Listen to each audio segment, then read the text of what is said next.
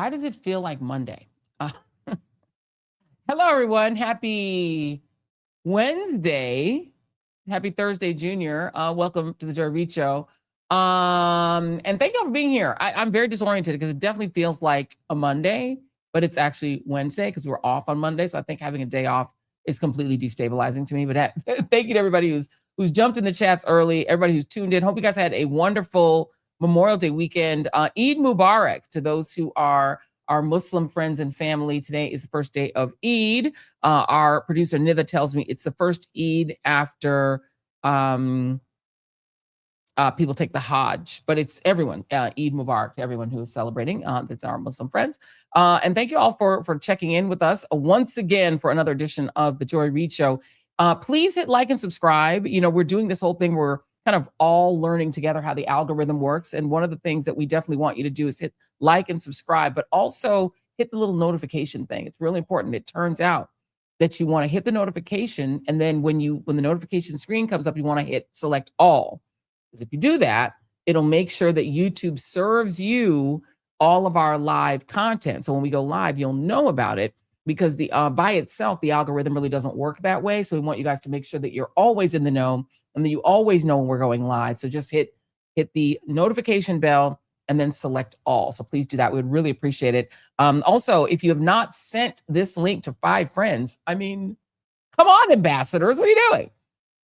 Send this link to 5 friends. We're trying to get to 500,000 subscribers on our happy climb to 1 million subscribers. We are almost a year old, you guys. We're going to turn 1 on June 9th, which is crazy. We've been doing this for not even a year, and we've already hit nearly 500,000 subscribers. Remarkable growth for a YouTube channel. So thanks to everyone who supported us. But there's more we can do. We can do more. Please help us out. So I really want to appreciate everybody that's not just on YouTube, but also on Substack. We are climbing toward 250,000 subscribers over there. And thank you to all our premium subscribers. We will do our premium Substack chat tomorrow at noon. It's a surprise guest. We'll tell you who that is when you get on. So get on at noon. If you're not in on these premium conversations on Substack, you're really missing out. They're actually really great. We have fantastic conversations, really insider. We get real into the minutia on these elections and how we can win. And then you are the ambassadors that we want to send out there into the world to try to help us in November to figure out how the hell to beat this fascist tyranny. So we're doing that together, and we do that through our Substack premiums, and it's called Joy's House Insiders, and that's every Thursday at noon. Hey, Jason. Hey, Joy. Real quick, because I know we have a packed show today. I just want to say happy Wednesday. I too thought today was Monday, but I remember we had Monday off, so let's get the show on the road. We enjoyed Monday off. I did some, if you guys were watching me on Read This, Read That, it was my wind down that I cleaned my office, which was really great. So I can go back into my girl chamber, my girl cave. What do you call it? Your my man girl cave, my girl cave. Right. So my girl cave is cleaned out. So I'm able to go back in there. She shed. My she shed. My internal she shed. Yeah. So I cleaned that out, did that this weekend. We had a really great time. So we did lots of fun stuff. But anyway, we'll move on from that. I also want to say to our Twitchies, also our friends on Facebook, our friends on LinkedIn, our LinkedInies. I'm still calling you LinkedInies until we come up with a better name. And just everywhere you're watching. If you're listening on an audio platform, we appreciate you all as well. Hopefully you enjoy the mellifluous sound of my radio voice. And so that is the housekeeping for the day. Let's now get to, I have like the totally wrong thing up. So I can't even tell you guys what's happening today because I got the whole wrong thing up. Take your time. Get that up because I got to go grab that first element. So I'm going to go ahead and do that because I've got the whole wrong thing up. That's hilarious because I'm so off that I've got the whole wrong thing. We're doing live. Let's go ahead and thank one of our sponsors because we've got lots and lots and lots of sponsors who we have to thank for making this show possible. And one of our fabulous sponsors is our friends at 120 Life. Here it is. This is our 120 Life. Now, May, of course, is High Blood Pressure Awareness Month. And that means you need to be paying attention to your blood pressure. It's one of those things a lot of people do not know is a problem until it's a problem. And once it's a problem, it may be too late. So you want to do the things that you can, take care of your health, improve your health, and also to bring that blood pressure down because high blood pressure is it's the leading cause actually of mortality in the country. And so you do not want to play around with blood pressure. You want to bring it down. as soon as humanly possible. Oh my goodness, this little mouse decides it doesn't want to do it. 120 Life is a really great way to do it. It's a fabulous juice-based drink. It's made with it's 1,000 health professionals actually. They go for its use. They love the fact that it helps you bring your blood pressure down. And what they ask you to do is you drink it once a day. It's a functional drink. It's made with ingredients that help support healthy blood pressure. Tastes great. It's refreshing. It's got 1 gram of sugar if you use the powdered version. So here's the 2 choices. You got the powdered version, and you got this one, which I actually like, is the liquid version, which you can drink right after you get out of the gym. Or for me, after I do my Tai Chi, because, we're trying to do all the things. And if you try it for 2 weeks and your blood pressure does not go down, they will give you 100% full refund. So if you go to 120life.com, that's 120life.com, use the code Joy or Reid, you get 20% off. Try it risk-free for just 2 weeks. And if your blood pressure does not go down and you're not happy with it, you can return it for a full and 100% refund. So we gotta love that. And also, by the way, don't wait till next month. Nothing to lose except your high blood pressure. Go to 120life.com, use the code Joy or Reid to get 20% off. These statements have not been approved by the Food and Drug Administration. This product is not intended to diagnose, treat, cure, or prevent any disease. I had the wrong information up. It's never a good thing. So thank you to 120 Did you get everything situated over there? I really 100% did. Okay, it took a while because it feels like Monday and I think I'm kind of just like off. Yeah, you got to go back and we still got to do that QR code. Oh, I forgot. So we have something that we created that is now ready to roll, and you guys should check it out. Remember last week we talked about this slush money, the slush fund that Donald Trump has put together? Well, our wonderful team here, big ups to Sean, who has did the majority of the work. I did the graphics, but she did most of the work to put together something called runmemyslushmoney.com. Runmemyslushmoney.com. If you go on runmemyslushmoney.com and register, we're going to make sure that you get updates on how to apply for your share of the Trump slush fund, on the latest news regarding the Trump slush fund. And also, if you have a story of being abused by the federal government and you feel that you've been wrong such that you should be a recipient of the slush money, but also there is a way through this runmemyslushmoney.com for you to send your member of Congress or your United States senator a letter that's pre-written for you, a nice polite letter demanding that they do proper oversight and give proper information and transparency to the slush fund. It's really important that we get involved as citizens. This is a great way to do it. So please just go to runmemyslushmoney.com. You can also hit the QR code and that will allow you to go directly to runmemyslushmoney.com. Oh yeah, we're in this fight, y'all. We are going to fight this slush money from both ends. We both believe it's illegal. We appreciate Harry Dunn, who's one of the lead plaintiffs in trying to sue to stop the slush money, and also Daniel Hodges, Officer Daniel Hodges. They're the 2 lead plaintiffs suing the slush money fund. But if this thing stands, these Republican members, if they don't take it down, which they should, but if they don't, every single one of us wants the slush money. Look at this, Joy. We started this off when last week we came up with the idea on air last week, and look at it. We did. We workshopped it live. There you go. And now we're doing it live. Doing it live. Absolutely. We appreciate it. So there we go. So let's get to some headlines. Now, so Alabama, the state of Alabama, is now rushing to the Supreme Court, to their friend John Roberts, to ask the Supreme Court to let them use a congressional map that wipes out Democratic representation in this year's elections, despite a lower court in not a lower court, but the Supreme Court in the state of Alabama ruling that the redistricting plan that was made after the Calais decision intentionally discriminates against Black people and is therefore unconstitutional. The state's Republican leadership filed an emergency appeal with the right-wing justices of the court a day after a 3-judge court refused to let the state of Alabama use the map that they adopted, which they adopted actually 3 years ago, that has a majority Black population in only 1 of 7 congressional districts, meaning 27% of the state only gets 1 congressperson. That already went to court and it was ruled unconstitutional and a gerrymander that was racial. And so they added a second. Now they're like, no, we want to take it back.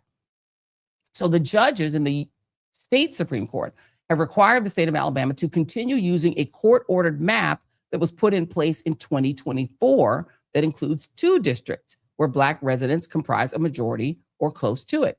Attorney General Steve Marshall told the Supreme Court that the state did not intentionally discriminate against its Black residents, bullshit, and should be allowed to hold elections this year under a map chosen by Alabama lawmakers, not judges. The Alabama case stretches back several years. This is the case that goes back to 2023, the Milligan case, which I talked about back on my old show, which ruled that a map that was drawn by Republican state lawmakers intentionally diluted the voting power of Black citizens. The court said the state, which is about 27% Black, as I said, should have 2 districts where Black voters are the majority. The court selected map was used in the 2024 elections. So now that's going to the Supreme Court. Can anyone guess? Anybody want to guess how John Roberts and Steve Alito and Clarence are going to rule on this? Because remember, so far, their record is if a Democrat attempts to do gerrymandering, they say it's illegal, except California, they let that go through. But if a Republican does openly racial gerrymandering, they say that's perfectly fine. So my assumption is they're going to rule for Alabama, but we'll see, because we'll see, right? We're already in the primary season. So that's Alabama. Let's go to South Carolina. In South Carolina, let me show you, this is A2, Jason. This is how the lines looked over the weekend. Look at this. This is courtesy of Christopher Webb, the very online Democratic prognosticator online, Christopher Webb. He did this video, which is amazing to see how long the lines were in South Carolina. The people showed up, y'all, in droves to counter the Republican legislature there, threatening to shred their maps, just like Alabama and Louisiana and Texas have. The idea was that if turnout is super high, it will be harder for the Republican legislature to mess with a vote that's already in progress. Their primary is technically June 9th, but early voting has already begun. And that, plus the threat of an SEC boycott by Black athletes, seems to have made an impact, even though officially the state is not admitting to the latter thing. Senate Republicans in the state of South Carolina, they failed to pass the governor and Republican leaders' map, and instead they adjourned. Here's the story from local outlet WLTX, which is the CBS affiliate there. A controversial effort to redraw South Carolina's congressional districts ahead of the 2026 elections is effectively dead after the South Carolina Senate rejected a procedural motion needed to advance the bill on Tuesday. Lawmakers spent days debating the proposal during a special legislative session called by Henry McMaster. The measure would have redrawn the state's 7 congressional districts and made the 6th congressional district, currently represented by Jim Clyburn, more favorable to Republicans. They would have taken Jim Clyburn, his district, away and made it a Republican district. But supporters of the bill failed on Tuesday to secure enough votes for a measure known as cloture, meaning they needed to overcome a filibuster, which would have limited debate and forced a final vote on the legislation. The cloture vote failed, even though this is a Republican majority legislature. It failed 20 to 24. Senators needed 26 votes for the motion. Several senators who had previously supported the redistricting effort changed their votes on Tuesday, citing concerns that the process had moved too late in the election cycle, meaning those long lines that you saw gave them pause, so they said. State Senator Richard Cash said he could no longer support redistricting with voting already underway. According to the South Carolina State Election Commission, more than 32,300 voters had already cast ballots by 1 p.m. yesterday. Here's the South Carolina governor's response. He says, President Trump needs a Republican Congress to continue pursuing conservative policies that make our nation stronger. I'm confident that one day South Carolina's congressional districts will be completely Republican. I'm disappointed that day is not yet come. That is Governor Henry McMaster. So what he's basically saying is, F the 1/3 of my state that's Black and votes 90% Democrat, you're going to have nothing but Republicans eventually. Get on the plantation and shut the hell up. Well, apparently the answer was no. Republicans are like, we're not doing that. We're too scared. Democratic online strategist Christopher Webb, who I mentioned earlier and who provided that video, posted that this was always the plan. And he noted that the Black population percentage in the target states is as follows. Louisiana, 1 in 3 residents are Black. Mississippi, 2 in 5 are Black. North Carolina, 1 in 5. Tennessee, 1 in 6. And the goal here is to wipe out all, as you see that little map on the right, of their representation, such that in their red states, they would have no members of Congress, 0. And I will note South Carolina, just over 1 in 4, as I mentioned, 27% are African-American. In Texas, it's about 15%. And they're saying that in none of those states would there be even one Black Democratic representative or even one Democratic representative. It would be all Republican. I normally, wouldn't just randomly quote a right-wing person on Twitter, but this person I think is interesting. This is a guy who was a conservative strategist and a veteran of Trump's 2025 campaign. And he put this up on social media, which I'm not sure if he was trying to be clever or glib, but he said, his name is Ryan Amacho or whatever his name is. He said, Black voters can now elect their own Byron Donalds or Wesley Hunt in their respective districts. You hear that? So what he's saying is, oh yeah, you can have a Black representative. They're just going to be an obedient Black like Byron Donalds or Wesley Hunt or Tim Scott, who does as they're told. So what they're basically saying, the actual plan is they're telling Black Americans, hey, you can have representation. It's just going to be our pets, our Blacks, the Blacks who are obedient to white Christian nationalism and to MAGA. If they're obedient to MAGA, you can have a Black face. You just can't have Black policies. You can have a Black face. They're just going to have anti-Black policies. Jason and I were talking this morning about the Heritage Foundation now passing into the hands of K. Cole James, who is a Black conservative. So they can put a Black face on Project 2025 or their next thing, Project Esther. But it'll be a Black face. It's just like Clarence Thomas. I mean, he's Black. That is their argument. That is Byron Donalds' argument. Their man in Florida who says it was worse for Black people to be under Lyndon Johnson's Great Society than to be under slavery or Jim Crow. That's the kind of Black person they wanted. And let me just play for you one other member of the right-wing MAGA core. This is somebody who actually hates Donald Trump, probably really in real life, but who's kissing Trump's ass. This is Lindsey Graham, and this is what he's saying to Black and immigrant people living in the South. Take a listen. Young people out there of color, to young immigrants, this is a great state. The one thing I can say without any doubt, you can be an African American and go to the Senate. You just have to share the values of our state. To every African American out there, look at my record. I've been supporting historically Black colleges and universities, and I'm glad President Trump has made it a permanent fixture now. We don't have to beg every year for the money. I care about everybody. If you're a young African American, an immigrant, you can go anywhere in this state. You just need to be conservative, not liberal. So he's saying, as long as you align with MAGA and you're obedient to us, you can be Black and we'll let you have offices. Here's Tim Scott. Interested in where we're going than where we've been and who you think I am when you don't even know me. We ought to be able to debate that without me being anti-Black or him being pro-Black. I think that I'm not anti-Black, but I'm also not pro anything. I'm pro-America. That's what I'm pro. I'm not pro an ethnic group. He said, I'm not pro-Black. I'm not pro anything. I'm pro-American. And that's the kind, there's like, you can be, if you're Herschel Walker, there's like, you'll have Blacks. Don't worry. They're about to run a Black woman in Tennessee. And they're saying she's Black. She's just like that. Here's a little bit more. That was Tim Scott back when he was a congressman. That's before he was a United States Senator. That's when he was running for Senate the first time. Here he is now more recently. What's happened with our friends on the left is that they have lost their minds because they keep losing their voters. And so one of the things that they posit during redistricting is that in South Carolina, it would be impossible to elect a Black person because we're getting rid of congressional districts that favor liberals. The truth of the matter is that A, I won in the first congressional district when it went from Charleston to Myrtle Beach. B, I won in the first congressional district when it went from Charleston to Hilton Head. And C, I've won statewide. Where do I win? I win in the most conservative parts of the state and do better in the moderate parts of the state. So what we know with clarity and certainty is a Black person, yes, look at me, I'm still Black, who ideologically is aligned with their state or their district can win anywhere. The final point is simply this. You can have a concern about having minority populations, and I don't mean Blacks at this time, I mean Democrats in South Carolina, go without representation based on a congressional map. But the one thing you cannot argue is that people of color can't win who are ideologically aligned with the state. And I gotta say this with great certainty.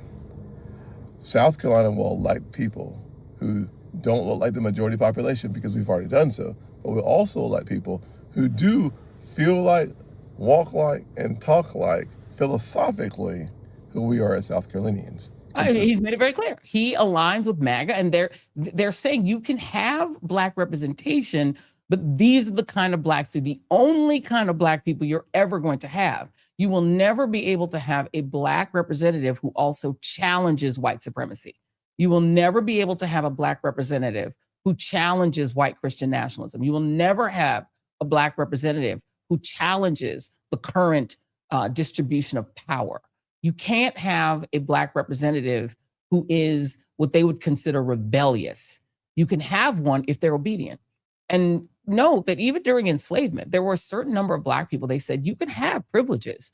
You just can't run away, encourage anyone else to run away, encourage anyone else to read. As long as you're obedient, we'll let you have a few privileges here and there.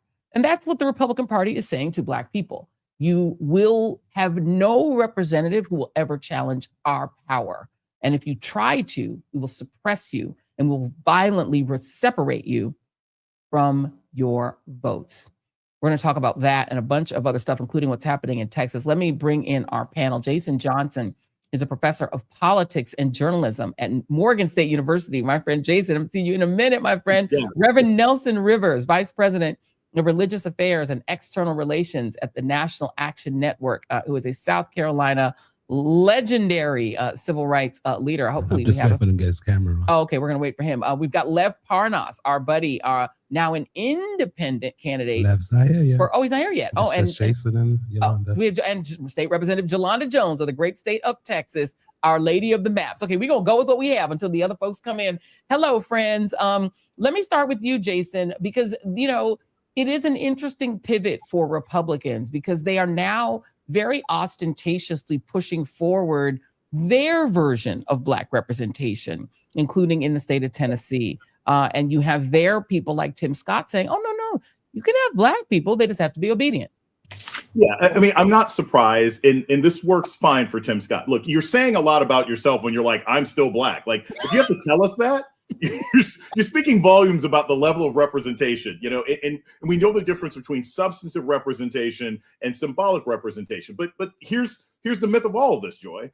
Everybody knows, everyone observing this, the members of the state, the Republicans in the state, the Democrats in the state, people who are white, who are black, who are Hispanic, they all know that this is racialized gerrymandering. They all know that if this was really just about ideological distribution, then naturally some of these maps would have occurred anyway. But the fact that they only occurred after the Supreme Court basically said you can racially gerrymander as long as you pretend and you're not wearing a Klan hat when you do so, we know that's what the motivation is behind this. So I'm not surprised that Tim Scott's going to carry water for this kind of nonsense. I'm not surprised that you will have some ambitious black Republicans in the South think that this is going to work in their advantage. But history, common sense, and anyone who is not blind recognizes what's really going on. Yeah, and Jolanda, I remember when we were talking about the Texas gerrymander, you were saying explicitly, we need to call this a racial gerrymander. We now know they're all racial gerrymanders, but they've now gotten a real free pass from the Supreme Court. As long as they just say the word politics, they can do it. But I think they're being very clear. Even the Alabama Supreme Court was like, hold on, guys, this is clearly a racial gerrymander. Well, of course it is. And I would say that they only want Stephen from Django Unchained black people. They won't Step and Fetch It black people. They want people like who were in Africa, the black folks that look like us, that sold us into slavery, black people. That's what they want. They want Jim Crow black people. So they want House Negro black people. They want Clarence Thomas Negroes. I digress though. But let me say this. Call a spade a spade. It's racist gerrymandering. They literally, and I think I think Tim Scott said something like, oh, Democrats are complaining because they keep losing their votes. No, we're losing our voters because of racist gerrymandering that's cracking and packing us like they did with Congressman Al Green here. So that's why we're losing. We're not losing because of anything natural. We're losing because of white supremacy. And they don't want to call a thing a thing. And the thing is that they're racist. I'm gonna throw in there just to defend. I mean, well, and I agree with you. There were some Africans who were selling blacks into slavery or selling blacks because they had no idea they were selling them into chattel slavery, and they were also being raided by white Europeans who were like snatching and grabbing. So just want to make sure we put that on the record. But your overall point, I think, stands. Let me talk about another place that Republicans feel like they're winning, and that is, of course, in your great state of Texas.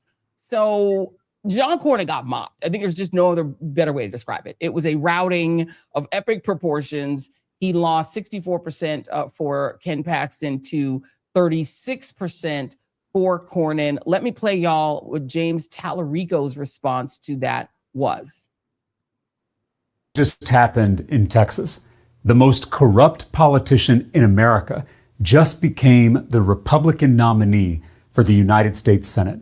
3 years ago, Ken Paxton was impeached by his own party for using his public office to enrich himself and his donors at the expense of the people.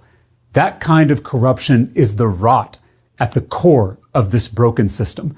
It's why we can't afford anything. It's why we can't get ahead no matter how hard we work. For 50 years, mega donors and their puppet politicians like Ken Paxton have stolen from us with their bribes, their bailouts, and their billionaire tax breaks. Ken Paxton has gotten away with it. They've all gotten away with it. But that ends this year, in this state, in this race. If we, the people, can come together to defeat the most corrupt politician in America, we can defeat this entire corrupt system. We can start unrigging this economy. We can start raising our pay, cutting our taxes, lowering our costs. We can finally get ahead. It's time to come together.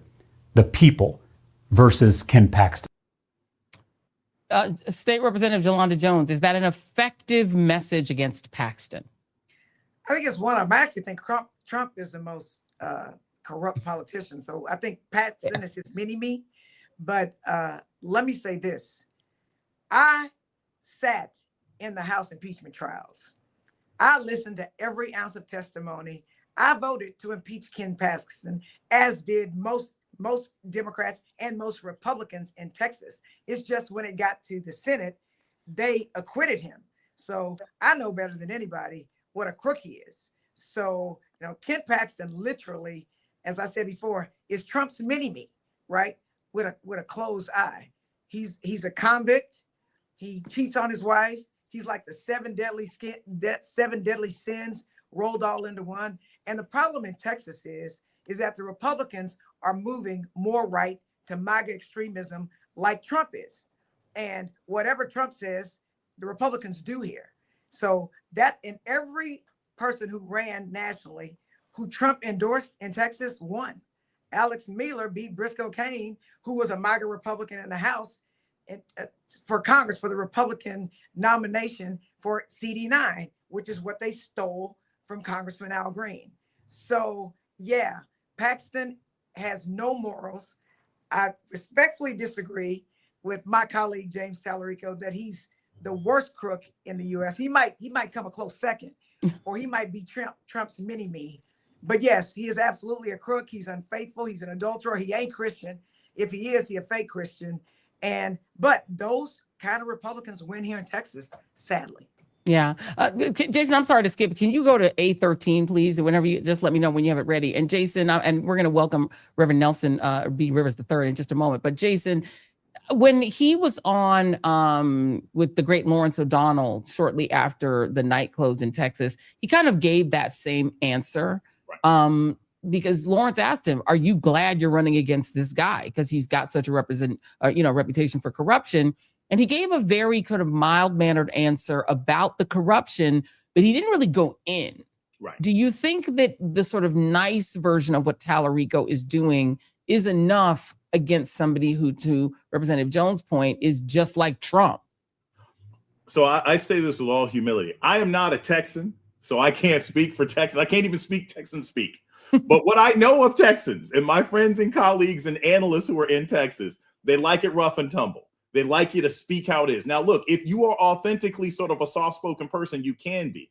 But to me, the idea that your primary message is the people versus Paxton, that's great, but that doesn't make them vote for you, right? The people may be against Paxton, but that's not necessarily for Tallarico. And all too often, Democrats, whether they're in Texas, whether they're in Nashville, whether they're in Florida, whether they're in different kinds of parts of the country, are too often running with the message of this person is terrible, but not why you're better.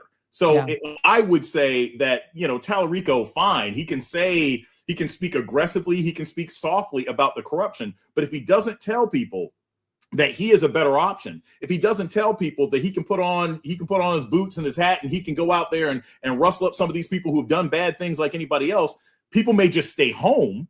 And then the MAGA people will put Paxton in office because he hasn't convinced them that Tallarico is going to be a better option. Yeah, and I think, Jason, I didn't put up 813. I don't think I maybe dropped it in, but it's basically Louis Gohmert said he's incredibly corrupt and maybe the most corrupt attorney general that Texas has ever had. Let me just read just a little bit of this. This, Jason, this is A12 if we have it. There's inside the child sex abuse case that resulted in Ken Paxton's office offering a plea deal of just 1 day in jail. Texas Attorney General Ken Paxton is under fire for a plea deal his prosecutors offered last month to a Waco man charged with repeatedly sexually abusing a young boy. The deal in the case, which Paxton's office took over about 3 years ago after the locally elected district attorney recused himself, would have let the man plead guilty to just 2 misdemeanors and serve a total of just 1 day in jail. Representative Jolanda Jones, that would be my campaign message every day. I would Willie Horton the hell out of Ken Paxton if I were running that campaign for Tallarico. Your thoughts? And I would too, except for Joy. Here's the deal. No Democrat is going to win in Texas unless Black people come out to vote, right? So I think what Tallarico is trying to do is not appear too overly progressive because he's I don't know, reaching out to, pandering to independents and moderate Republicans and cornering supporters who may hate Paxton and vote for him. I think what the Democratic Party has done across the country and what the Democratic Party is doing here in Texas is they're miscalculating about Black people. The fact is no Democrat is going to win statewide without us. I think Tallarico needs to hire Black consultants who are experts at getting us out to vote, because the people versus Paxton is not going to turn Black people out. It's not going to motivate them. We're too busy struggling, trying to afford everything, stave off homelessness, try to find a job and things like that, afford gas, not walk because gas is as high as whatever. But my point is the Democratic Party always plays it safe. I think the Democratic Party needs to get in the gutter. And when you are in a tough campaign, you're supposed to lean into your base. And whether the Democrats want to admit it or not, especially progressive white Democrats want to admit it or not, and I'm probably getting in trouble right now for saying this, you got to lean into Black people. You can't take us for granted, because right now we are not motivated to come out, as bad as Trump is, because we're too busy struggling. So we are basically living in a triage in our mind, trying to figure out how to pay our bills and keep our heads above the water. So you're going to have to speak to us. And so I think that some of the cornering Republicans may vote for Tallarico or they may stay home. Sure. But one thing is for damn sure, if you get Black people to the polls, 9 times out of 10, we're going to vote for Democrats. And so the question remains, and I've been trying to talk to Tallarico about this, are you going to invest, like pay money, not take us for granted, and hire Black consultants who know the areas, who know who runs whatever neighborhoods, to actually GOTV us to the polls? Right. That's going to be it. That is the question. Let me welcome Reverend Nelson B. Rivers III to talk a little South Carolina. We'll bring South Carolina into this as well, because it's a similar thing there. I mean, South Carolina is not a state where the National Party has invested a lot of money. They didn't really when Jamie Harrison ran. I mean, he raised a lot of money. He did not manage to beat Lindsey Graham the last time there was a Senate race. But in this case, you saw people, Reverend Rivers, come out in just huge numbers for early voting in South Carolina to send a message. Diagnose why you think that was. What motivated folks? Was it just the Calais decision, or was it this threat of an SEC boycott as well? No, the SEC boycott came later. Folk turned out because of the messengers and the message and the reality. When folk tell you they're going to take out Jim Clyburn, I drew Jim Clyburn's district when I was with the NAACP in 1991. Jim Clyburn has been in that seat since 1992. Despite the other foolishness folk may say, he's easily the most popular elected official in South Carolina of any color for my community. And when they come at him the way they did, then Black folk responded because they looked at that as a political lynching. And Black folk responded because the church got on the same page. Organizations and groups, sororities, fraternities, The whole black community got on the same page. I tell you what was amazing, Joy. I'm so glad to see you too. That when I got to the polls that morning, getting ready to go to Columbia to stay in this fight, what struck me was how universal the reason was. Everybody who I talked to didn't have any confusion about why they were voting. It was to be against redistricting, to save Jim Kleinburn's district, and to save our right to vote. That's a message that got through. And it got through that the weekend before, we did a videotape to send out to every church that would do it. I'm also the director of social justice for the State Baptist Convention, in addition to working with Reverend Al Sharpton, religious affairs for the whole land. And what struck me was how many people said they saw it or heard about it. The message was not complicated. It was straightforward, and it worked. It worked so well that by noon, 50,000 plus folk had voted. It took days to get to 50,000 early votes the last time. By noon, by the time I got to the Senate, we also had something unusual to happen that we need to find out why. I think I know why. I've talked to a couple of them. We have 12 Republicans out of the 24 to vote with the 12 Democrats, four I think of which are black, and they won. Now it took a lot. What we cannot overemphasize, you cannot win just raising hell and talking. There has to be a strategy. And the strategy was getting with us, civil rights community, church community, communicating the message that if you want to stop them, go vote. Go vote Tuesday, vote early.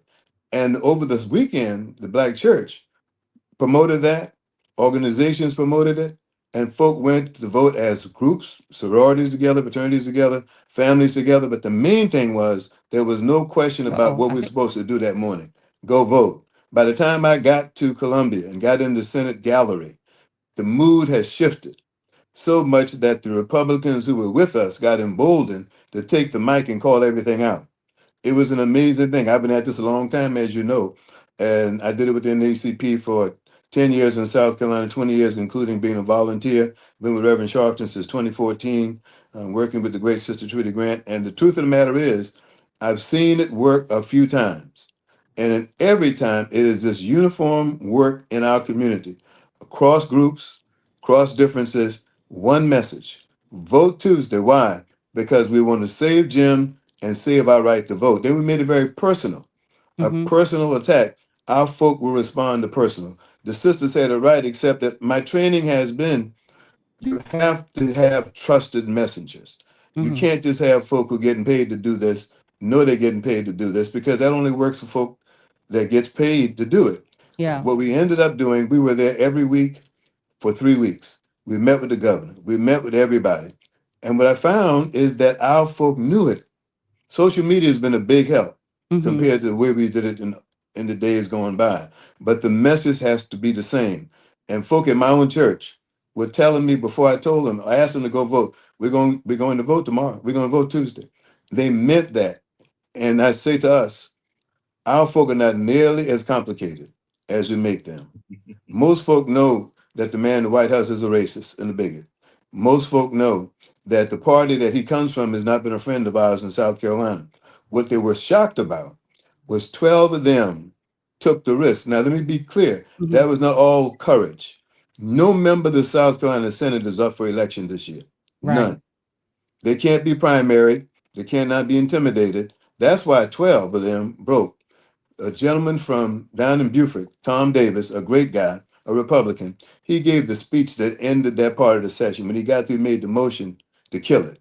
When he made the motion, it was after a powerful speech, went to kill it. We listened as they counted. And I was stunned when we got past 12, when we got past 10. I just couldn't believe it. We've not seen that before. That could be something that's once in a lifetime, or it could be something we can use as strategy. We don't know. But my folk, I want to commend the Black Caucus of South Carolina. I've been working with the Black Caucus since I was the youngest member's age. I've been at this with them since I was 25 years old. And now I'm 75, so you do the math. And I learned that this leadership group, there's a sister who's the chairperson of the caucus, Annie McDaniel, they work more cohesively, more unity, more strategy than I've seen in the past. I'm not saying that it was not done, but they were locked in. And being locked in made a big difference. There was a strategy in the House to slow it down. Even the governor, who I went to meet with, who is not a friend, we're friendly, but he's not a friend. I found out by confession from one of the leading senators who were against us and wanted the bill to pass that the governor delayed 2 days. He's never going to confess it, but our meeting was just in time for the delay of 2 days. I didn't know that's what he was doing. He may not have been doing that, but one of them got it out the bag yesterday that if they got it 2 days earlier, they would have been on Monday instead of the day before, 2 days before, since they worked through the weekend. Well, Reverend, we are out of time for this segment. I want to give Jason one more last word on this, because the question I have, and I appreciate that background from you, Reverend Rivers. Last question to you, Jason Johnson, because it does seem to me that Republicans may be taking a little bit of a pause and maybe realizing they maybe took this too far. In Georgia, Brian Kemp seems to be delaying it because there's a governor's race that could be impacted by Black folks getting as mad in Georgia as they were in South Carolina. Oh, look, they don't want to do this. They're not about this life. Like they like saying terrible and racist things, but you saw what happened in Indiana. You see what's happening in Georgia. You see what's happening in South Carolina. Most Republicans, even if I want to be critical of their policy positions, they're not neo-Nazis. They're not white nationalists the way that MAGA is, and they don't want to do things that are going to disrupt business, disrupt their neighbors, disrupt their colleagues, even if they're colleagues that they don't agree with. So I think that this is an example of people pausing, but I'm not trying to be cynical. They're going to try again. And next year, I would not doubt, and I spoke to several friends and colleagues from South Carolina, I wouldn't be surprised if they try this again next year. Because this kind of pressure from the White House is not going to magically disappear once people cast their votes in November. Absolutely.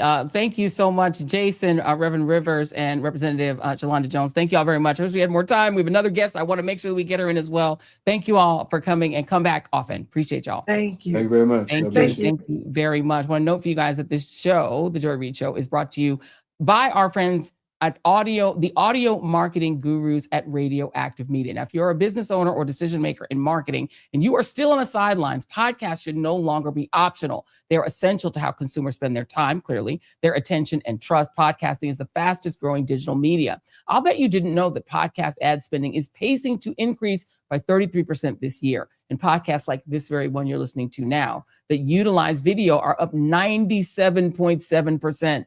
Podcasting is no longer on the edges of the marketing mix. Research shows that more than half of Americans now listen to podcasts, at least monthly, listening close to an hour a day. Podcast audiences don't just tune in, they lean in, they form relationships, as you can see, with hosts. There you are in the chats, and they trust what they hear, making podcasting uniquely powerful. So where do you start? My friends at ReidOut Media know how to launch, optimize, and scale powerful podcast campaigns that deliver results. Their deep industry knowledge and personal touch set them apart. So if you want to try it, text the word results to 511-511. Heck, you might even want to get on board and attract business from legions of listeners and sponsors of this very show, and sponsor this show and combine the power of podcasts with video. If you are a mid-sized company or a well-funded startup, ReidOut can help.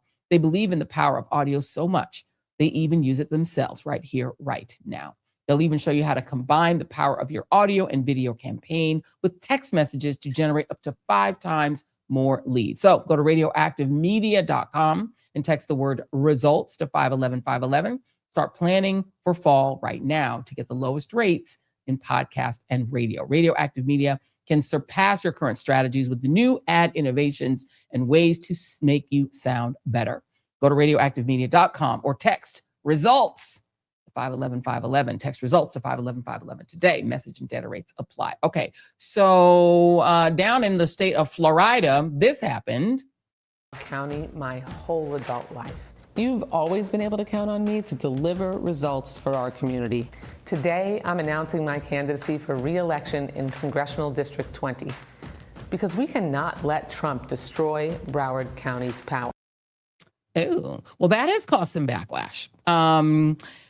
And Debbie Wasserman Schultz, who was on this show, she had her district redistricted, probably illegally, on the orders of Ron DeSantis, who ordered the supermajority Republican legislature to draw new districts, despite the fact that in 2010, the people of Florida passed the Fair District Amendments, which means you're not supposed to be able to do this kind of gerrymandering. They did it anyway. And her district got merged and moved to another district, which would be harder to win. a little more Republican. So she decided that she's going to jump into the race for this seat, Florida 20, which is the seat that used to be Alcee Hastings' seat, but where the sitting member of Congress recently resigned, Congresswoman Shara Flores, I think I pronounced her name properly, because she has some ethics investigations happening. So all of that is going on. And the race for that seat is becoming ugly because Debbie Wasserman Schultz, who is obviously a white Democrat, is looking to have the seat that would be a black Democrat, but for the gerrymandering. And there's a lot of anger over this. There's a lot of anger over this because the thinking is, hey, why would you come in and try to take this seat from a black candidate when you could just run for your old seat and just be a little bit more competitive? I will make one more note here. There are at least 5 other Democrats running for this seat, 5 other black Democrats and Debbie Wasserman Schultz. And if you do the split, if like 6 people are running, he would only need to really do well among the 30% part of the district that is white in order to carry the seat, which would displace a black Democrat. This sounds suboptimal to me, but that is what is happening. Joining me now is Florida State Representative Angie Nixon, union organizer, mother, and proven fighter, born and raised in Jacksonville. And she is somebody who has stood up against this gerrymandering to the point of facing arrest. And also joining her right now is hip hop legend turned congressional candidate Luther Campbell, aka Uncle Luke, who is a candidate in Congressional District 20. Thank you both for being here. Thanks for having us. Of course. I want to start with you, Representative Nixon. I'm going to show this video and let Jason, you can just turn this down and you can just talk over it because you stood up against this initial gerrymandering with a physical protest. And here's what happened when you refused to leave the State House. Talk about what was going on and what you were doing. And did you actually get arrested? Yeah, for sure. So previously, a few weeks prior, I disrupted House proceedings because there's a lot going on, and the Republicans, Donald Trump requested to the Southern governors in red states to basically rig an election for him and, redistrict in such a way that is partisan gerrymandering here. And so I want to be clear that in the state of Florida in 2010, we voted, the voters, over 63% of us voted to not allow for partisan gerrymandering in the fair districts constitutional ballot amendment that voters put on the ballot, right? And so I stood up and pushed back against that and actually disrupted proceedings with a pink megaphone because they were doing something that was illegal and unconstitutional. And fast forward, a few weeks later, I was actually formally reprimanded by House leadership, who, by the way, did not tell me I was going to be reprimanded. They didn't tell me anything. I learned about it on social media and by reporters calling me.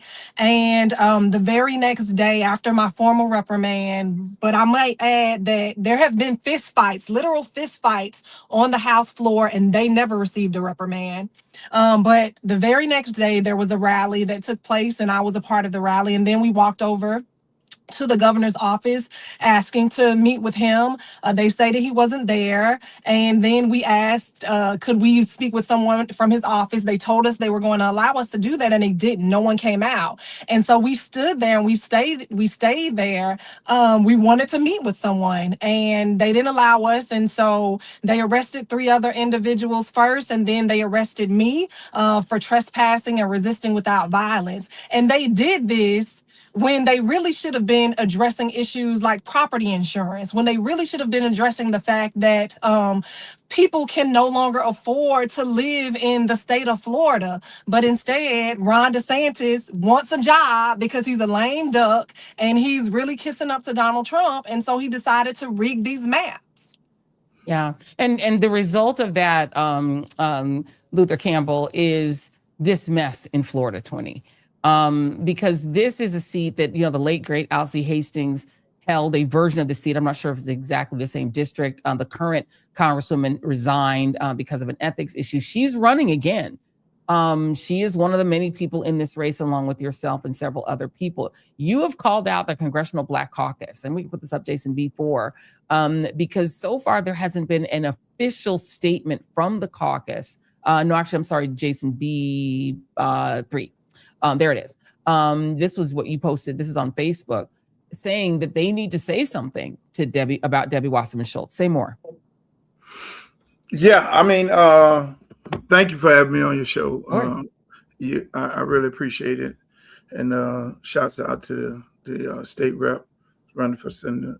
I mean, this is bad for more reasons than one. I mean, you just had some people on talking about gerrymandering the map, us going after Republicans because they gerrymandered the map to take over black seats. And now here we are with a Democrat, Debbie Wasserman Schultz, coming into Congressional District 20 with 54% African Americans, 20% white, 15% Hispanics.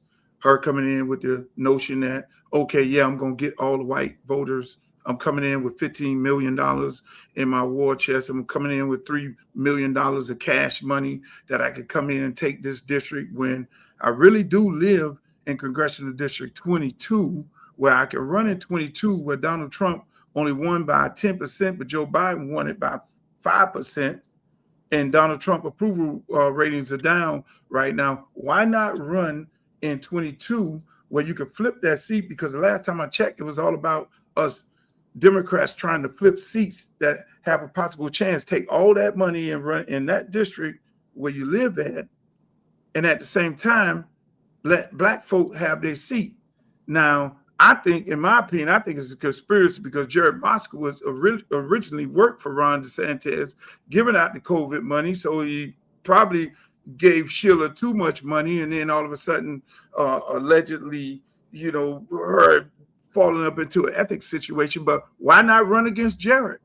So my point is this: if they won't run against each other, but they'll run against us, what's the difference between them in Louisiana? What's the difference between Alabama? What's the difference between any of these Confederate states that we sitting here talking about boycotting? But yet and still, there's a Democrat, a ranking leading Democrat that is running to take a congressional black seat that will leave us with only one black seat in this great state of Florida. I mean, I just don't understand it. I really don't understand it. Is either greed or is it selfishness? And for the Black Caucus not to say anything about this when the Congressional Black Caucus of Broward County said something about it, when the Democratic Party in the state of Florida pushed back on it. Well, I want to say the Democratic Party did not push back on it. The Florida, that was DNC, some DNC members, but the party did not push back against that. That was 11 DNC members. There were some DNC members, and there was 2 of them that did not. So who were they? Mm-hmm. Right. No, go ahead, Representative Nixon. I wanted to say more about this because this is a challenge, right? Debbie Wasserman Schultz is the former chairwoman of the Democratic National Committee, right? I mean, she angered a lot of Bernie Sanders voters back in 2016 because they felt that the DNC was unfair, et cetera. So there are a lot of people who are more Bernie, pro Bernie, who would love to see her lose. But it is a serious question because the Democratic Party is the base of the Democratic Party is African Americans. That is the most loyal base of the party.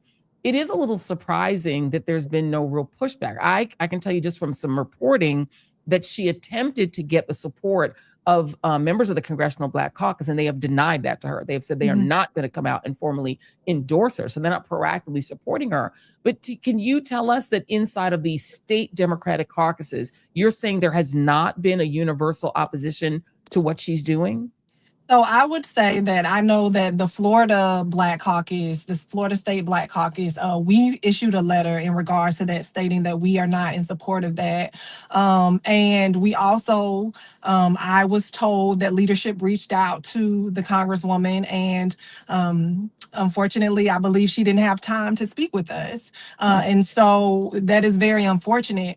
What it is saying to us and what many of the constituents across the state that are members of the Black community community are saying, that it feels as though they are okay with our labor, but they do not want us to be in leadership. And I would like to, say that I can at times agree to that. I mean, think about the fact that I'm running for United States Senate, and some folks often say like, oh, well, she's been a great fighter, she's been a great representative, but she's unelectable because she's a Black woman, or because she is against the status quo and the establishment. At the end of the day, right, people are hurting, and these times are not normal. We are facing chaos and corruption of epic proportion, which is one of the reasons that I did decide to lead that peaceful protest on the House floor. And so that means that we cannot continue to do business as usual, politics as usual. We are boldly being attacked, and now is the time for bold leadership in this moment. And we cannot continue to do the same thing that's been happening, which is basically bow down to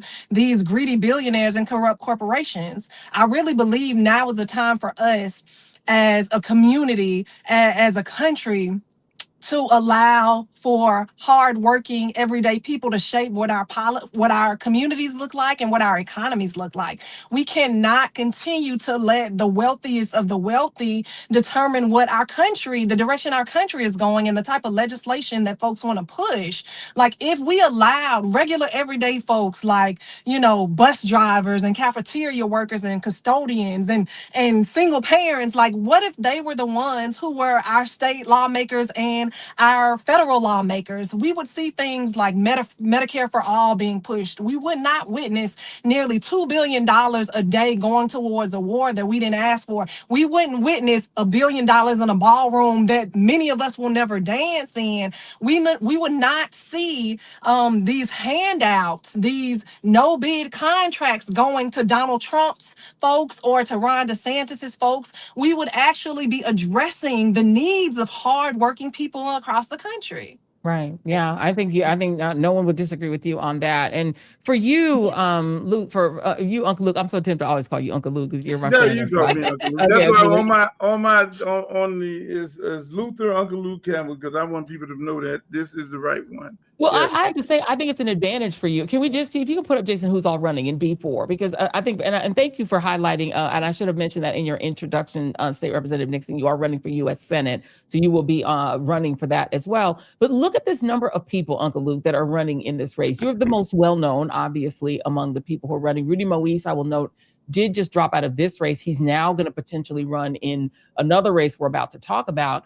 But with all of these people running, isn't this one of the reasons that Debbie Wasserman Schultz has an advantage, Uncle Luke? Because there are so many people running. She only has to win like 20-25% of the vote, and she's in there. There are no runoffs in the state of Florida. But that's the notion of her getting in this race. But it is really sick to think that every white person is going to vote for her just because they're white. That's kind of sick, but that is the harsh reality of it all. But I don't think I'm betting on the people of Congressional District 20. I'm betting on every individual that's in this Democratic Party that they're going to do the right thing. The white, black, the Hispanics, the 15% Hispanics to do the right thing. Most people look at what she's doing as narcissistic.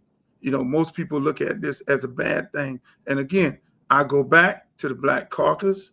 If the Black Caucus of Broward County came and said, look, we pushed back on this. If only 2 people in the state of Florida said, 2 people didn't write a letter saying they oppose this. Hell, Morgan & Morgan came out today and said he has a problem with this.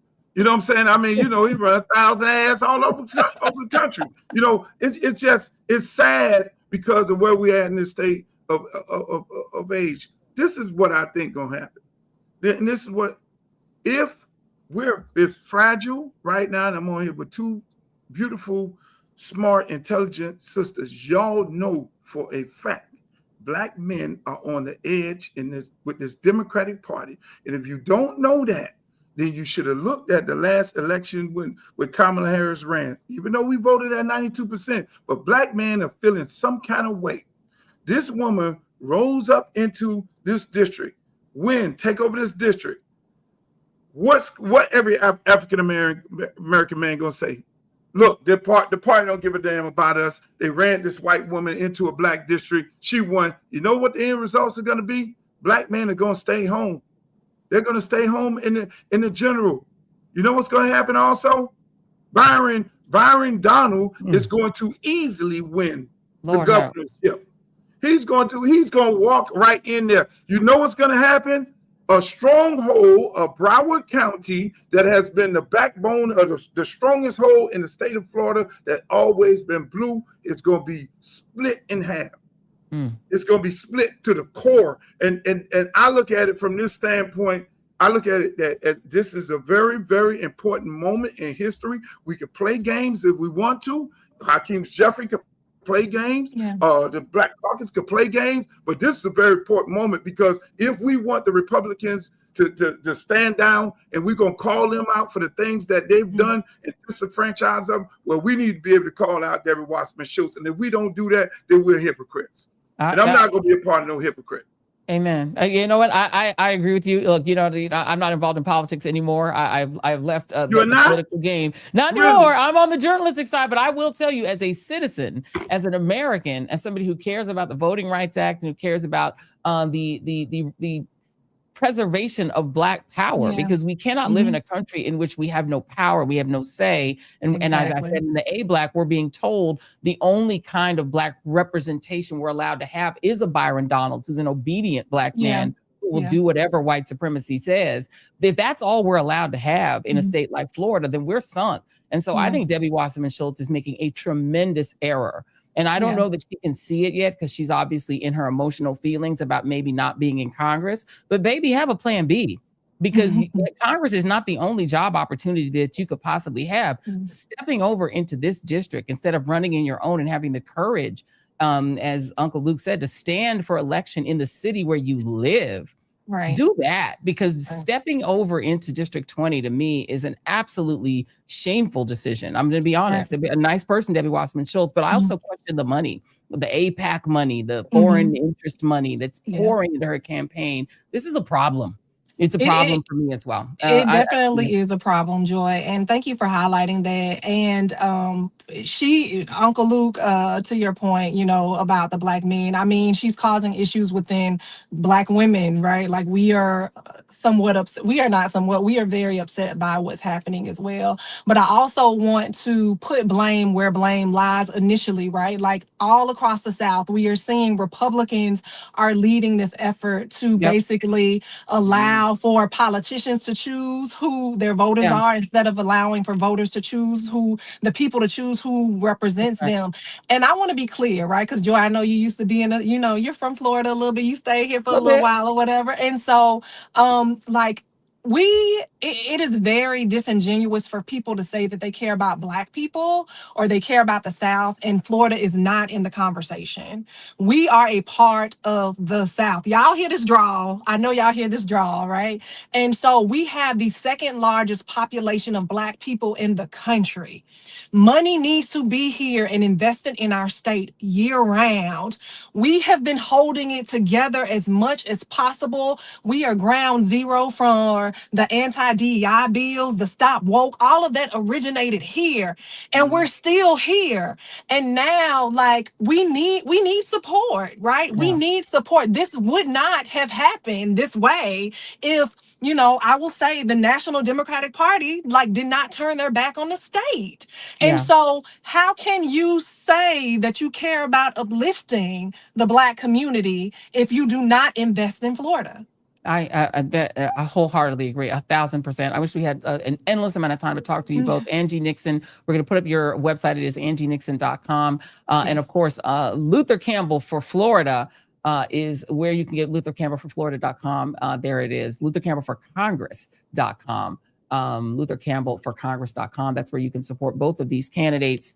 And I hope that you will. I will also note our friend Chevron Jones may be running for Congress in the other seat, Florida 24, District 24, if Frederica Wilson decides not to run for re-election. It's a whole other conversation we got to have. Thank you both, State Representative Thank you for having Senate us. candidate Angie Nixon and congressional candidate Uncle Luke, Luther Campbell. Thank you, my brother. I appreciate you. Uncle Luke. Uncle Luke. I know you're voting for. Okay, we know you're. Well, I don't know if she's in that district. She might not be in that district. It's a tough situation. And of course, if Debbie Wasserman Schultz would like to come back on the show, she's absolutely welcome to come back. But Representative Nixon was absolutely right. At the end of the day, Republicans created the Hunger Games. And this is what they want. They want Democrats to fight it out among themselves. They don't mind if it creates racial tension and arguments, intraracial, intramural conflict within the Democratic base. They love that, because the more conflict, the better for them. And so this is their fault at the end of the day. This is what they want. They want Black and white Democrats to fight it out in a Hunger Games over these seats. They want AIPAC money fighting against anti-AIPAC money. That's what they want. And this is literally the outcome that they dreamed of. It is very, very sad. But I think people are fighting back. People are angry and people are not having it. And yes, Debbie Wasserman Schultz, you are welcome to come back on and discuss. Feel free. Welcome to hour 2 of the Joy Reid Show. Do be sure to hit that like and subscribe button, and be sure to also hit that notification button and click all, so that you always know when we are going live, and you train that algorithm to obey you. We want the algorithm to be obedient, not the humans. And yeah, Byron Donalds is probably like, am I invited to come back on? No. I mean, what are we going to talk about? You already said that Black people were better off under Jim Crow. I'm not sure where we go from there. Should you be the governor of Florida? I would say no. I was about to say, hell no, but I said, let me stop. I mean, if you insist, but I mean, the reality is this guy, I already know what he's about. He's going to get on and yell and try to be a bully and say Donald Trump is the greatest president ever, and he gets an A++ for the economy, and Trump is amazing, and he's just going to kiss ass to get himself into that gubernatorial seat. And then he's going to find out, just like Michael Steele will tell you he found out when he became the chairman of the Republican National Committee. Oh, they don't want you to lead. They actually just want you to be Black and shut the hell up. They wanted Obama to smile and wave and be grateful, but not to like pass healthcare. As soon as he got healthcare through, they were like, destroy him. And it's going to be like, hey, Mr. Donaldson, do you really think that you're going to be able to spend this budget? You think you're going to? He won't be in charge. You need a minder, brother. And I mean, they're going to have he's going to have a mind if he wins. Look, Tim Scott is the model for what they want. Tim Scott, name a bill that's Tim Scott's bill. Name an initiative that he tried to do police reform, but it was like his job in the sort of police reform effort was to water down police reform. Just be very clear. The version that he was pushing through of quote unquote police reform watered down the whole thing. As long as you're doing that, they're fine with it. They don't mind him being on the police reform bill as long as he waters it down so that it doesn't do anything.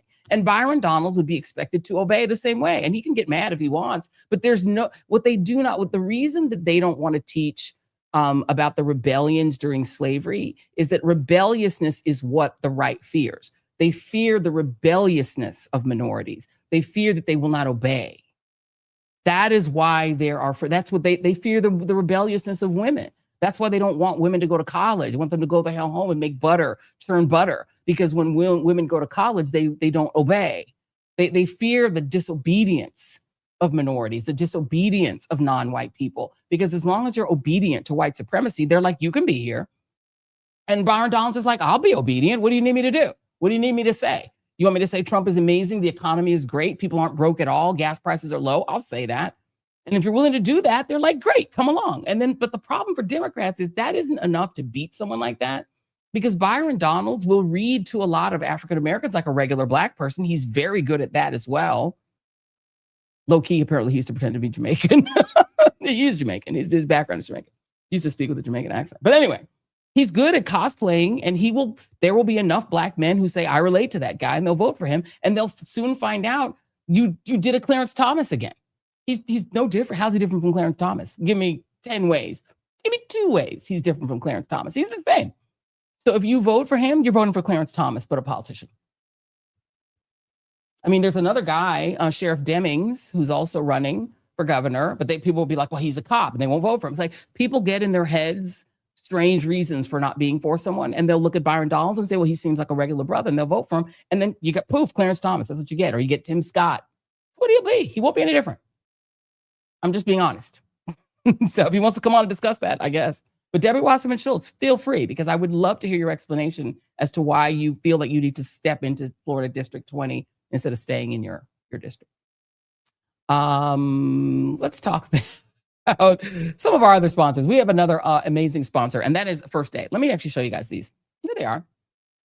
I actually had this morning. First Day is one of our amazing sponsors. And what I do absolutely love about First Day, no added sugar, no added dyes, nothing unnecessary. First Day, super transparent about the ingredients that are in it. Everything tested for 200 plus toxins. It also has the Clean Label Purity Award. And I also love that they do not do a one-size-fits-all vitamin. First Day actually makes different formulas for toddlers, for kids, for teens, and for those of us grown folks. So it's tailored to your stage of life. Absolutely makes me feel better. Knowing that I'm covering my bases, that I'm not having to worry about whether I'm getting the nutrition I need day to day. It's just 2 gummies a day. You have 2 gummies. They taste good. You don't have to worry. They don't have that weird vitamin-y taste. They taste great. 2 gummies a day honestly makes a huge difference for your energy level, for your mood level, for all the things. I'm told put the product higher. You can't see it. There it is. First Day. You open it up. You pop it open.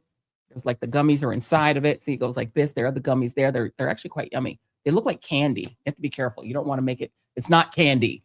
It's a vitamin. It's not candy. But it absolutely makes me feel better knowing, I'm covering my bases. I'm not just having to worry about whether I'm getting the nutrition I need day to day. 2 gummies a day, easy to stay consistent, honestly makes a huge difference. More than 1 million families use First Day, and they have a 45-day money-back guarantee.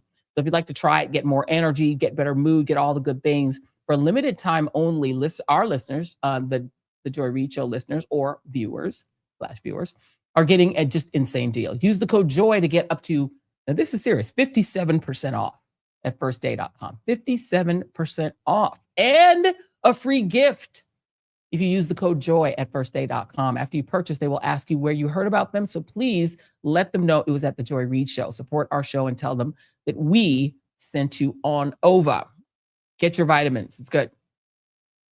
All right. We also have to note that our show is sponsored by this book, which is actually quite present in this moment. And it is called Bullies, Parasites, and Slaves. There it is. Let me make sure I'm holding it high enough so you can see it. This book is actually quite good, and it's actually quite prescient. It's like right on the nose. And it's by a guy called Dr. George Byron Koch. And what I love about it is that it actually makes sense for right now. And it makes sense for all the things that we're dealing with. True leaders do not benefit themselves. Hello. They work to meet our common needs. That is the difference between a bully and a parasite or true leader. Bullies will pretend to protect us while actually using us to guard their own privilege. But they can be stopped. This is the important part. Every refusal to submit, every expose of their exploitation moves us closer to a future where true leadership prevails and the old methods of domination lose their power. We can get there together and prosper together. So here's how to start. You got to read the book, Bullies, Parasites, and Slaves by George Koch. Now, you will definitely use these insights. So go to bps.online, bps.online, or just text CARE, which is easier, to 511-511, and that's how you get the book. bps.online, or text CARE to 511-511, and guess what? The price is right. It's free if you need it. Text CARE to 511-511 today to receive a link to get your book today. Text rates may apply. That's the one thing you might pay for is a text. All right. So this week, Pope Leo, who is my official favorite pope. I absolutely love Pope Leo. He did something really amazing. He issued an historic apology, not just for slavery and for slavery happening, but for the Catholic Church's involvement in it. Now, if you all remember when Pope Leo was first canonized, I told you that he named himself after the previous Pope Leo, who was the first pope to acknowledge enslavement and to acknowledge it as a singular evil. And so that's why he chose to call himself Pope Leo after that Pope Leo. Well, now he's issued this incredible apology in his encyclical. It's very historic that he did that. He also did a speech in which he went in on AI and the dangers therein. It was pretty incredible. So yes, big shout out to Chicago's own Pope and also New Orleans, because we will never forget that he is a New Orleans Creole turned Chicagoan, and he's going in the subtle and amazing ways that he dings the current administration and does it in American English. I love it so much, and I absolutely love Pope Leo. So big ups to the Pope. But this is what I wanted to go in very, very quickly. So I don't know if you guys follow Ashley St. Clair. She's the former MAGA influencer who has a baby with Elon Musk. So she's been giving a lot of tea. Here's a one piece of tea. She was on I've Had It News with our friend Jennifer Welch. And she talked about the racism inside MAGA, which is not something shocking to know, but it's just interesting to hear her talk about it here at C2. Racist is the movement.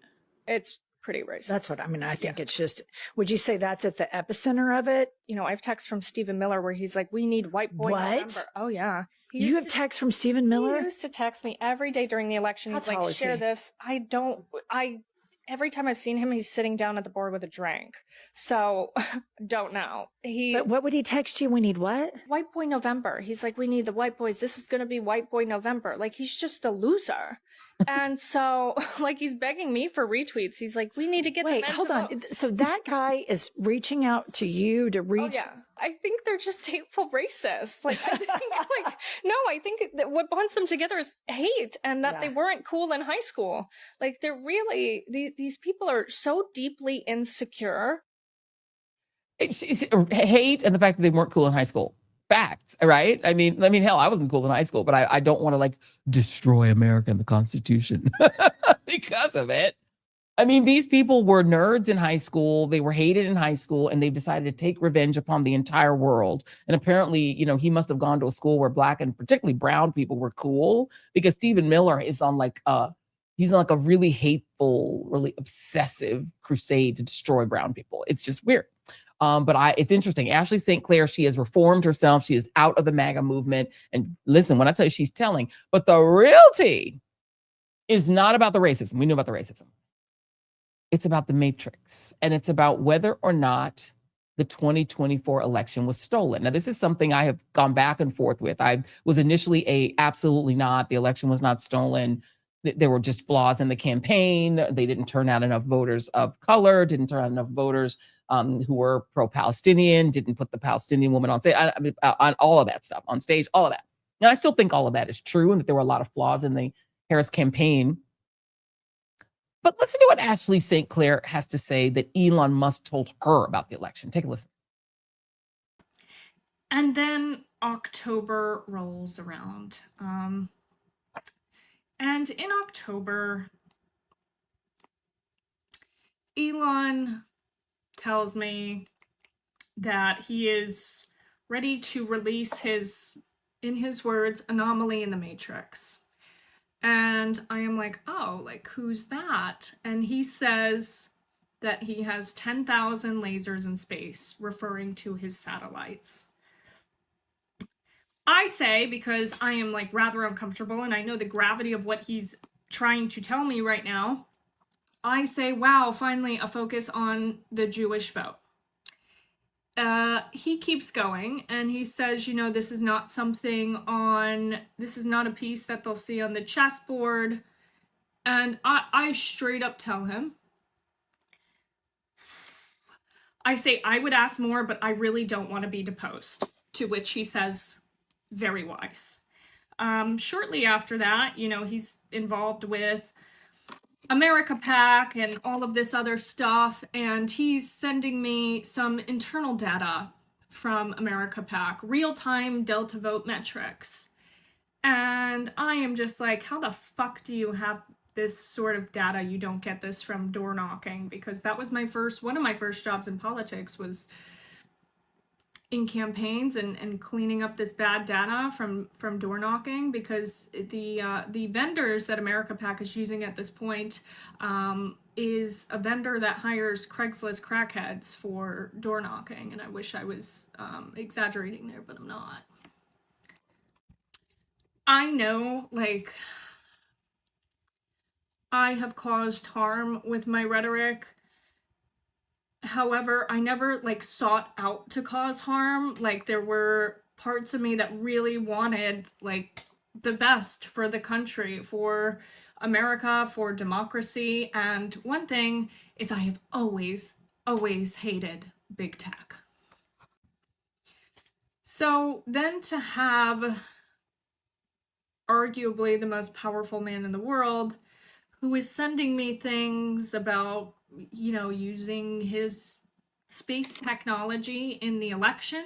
I should also say that I have all of this backed up with many people with explicit instructions should anything happen to me. Okay.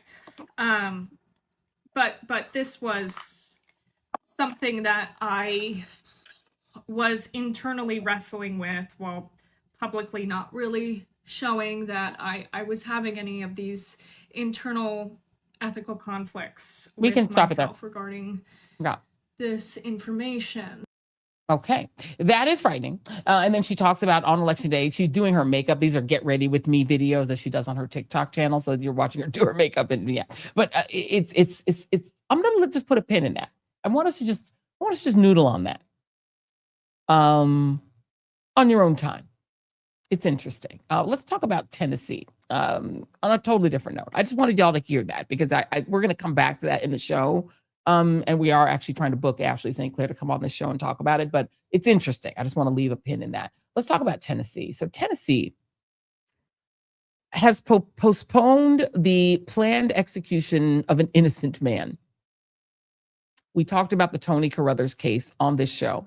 There is no evidence tying him to the 1994 triple murder that he is supposed to be executed for. There have been calls for clemency. The ACLU has taken up his case. We had the ACLU person on to talk about it. They have not been successful, and they tried to execute him, but they could not find a vein, state of Tennessee. And so now the governor is saying they're going to put a stay of execution and they're going to try again next year. What is happening in this state? Also in the state of Tennessee, again, one of the states that has snatched away the voting rights of Black Tennesseans. They've also they've proposed a bill that would take young men, young people who age out of foster care, and put them in detention camps, essentially concentration camps for people who age out of foster care. That is what's happening right now in the state of Tennessee, in addition to what they're doing to destroy the voting rights of Black Tennesseans. All of that, all at the same time. And we thought to ourselves, who can we talk about these two things and the rest of what's going on with? And we thought, aha, we know. State Representative. Oh, I think his call dropped. Okay, we'll try to get him back on. The notion that this state, which already has a pretty robust carceral system, and that also has a pretty aggressive cooperation with ICE, to try to use detention camps for foster youth, it seems almost too cruel, but maybe not too cruel for a state that also turned down money for free school lunches for children. Is he there? Okay, we're waiting for the state representative to come back in. Okay, so we're waiting because we have a little bit of a technical issue with him. Aha, there he is. State Representative Justin Jones, we've got you now. Hey, Representative Jones, thank you for being here. Of course, thank you for always amplifying these issues that are happening here in states like Tennessee, trying to bring us backwards to some very terrible times. You know, I haven't gotten a chance to talk to you since you did this, but this image remains with me. And Jason, you can play at C6, but you don't have to play the sound. You during these fights about the redistricting and gerrymandering of your state, burned a Confederate flag inside of the State House. Jason, if you have that, you can play it without the sound. And that image, I think, is so iconic because it really speaks to what we're really fighting, which is this neo-Confederate sort of trying to bring back that same ethos of the Confederacy. And I take the idea of executing an innocent Black man and then basically torturing him and say, we couldn't get a vein, we'll just kill you next year. And then incarcerating young people who are in foster care in detention camps. It all to me seems to be this one and the same. What do you make of it? I mean, I think most definitely what we're seeing in Tennessee is, once again, Tennessee is the tip of the spear. You know, whether it's trying to execute and in so doing torturing a Black man for an hour and a half as they try and prod him and poke him, you know, and he would have been the first person executed in almost a century, who had to represent himself in court with all these flaws in the case, you know, this Jim Crow justice system. And yet, what do we see on the other side? We see white insurrectionists getting a reparations fund. who actually committed crimes and who went through a process and yet are treated as heroes and as patriotic Americans, where Black folks and children are being caged and are being mistreated, and these kids in foster care, we're seeing this exploitation of their trauma, where they should be treated like children, but instead they're going to be locked up with no due process. And so we do see this is the vestiges of the new Jim Crow, of this school to prison pipeline, of this criminalization of Black and brown bodies, as well as the taking away our voice in the democratic process. They're all one and the same of this Confederate system that we're trying to resist so vehemently here in Tennessee. And you're one of the people, one of the Democrats who is, fighting the hardest and the loudest and irritating the right wing the most. Do you have back your committee assignments? Are you still stripped of your committee assignments because you dare to protest? Yeah, I mean, and the most egregious thing about that, because initially it was reported that every Democrat was stripped of their committee. And what we found out later on by talking to our colleagues and by looking at the state website was that the white men who were Democrats were not stripped of their committee. So it was that blatant that every Black Democrat and every woman was stripped of their committee, but the white men, there's 5 white men in our Democratic caucus, were not stripped of their committees. And so we see how blatant and how they see them as colleagues. They see them as, as legislators, but they see us as subjects and as people to be suppressed and to be stepped on. And that's what they did, And Joy, you were one of the first people to ever report when we got expelled. You're the one who shined light on that.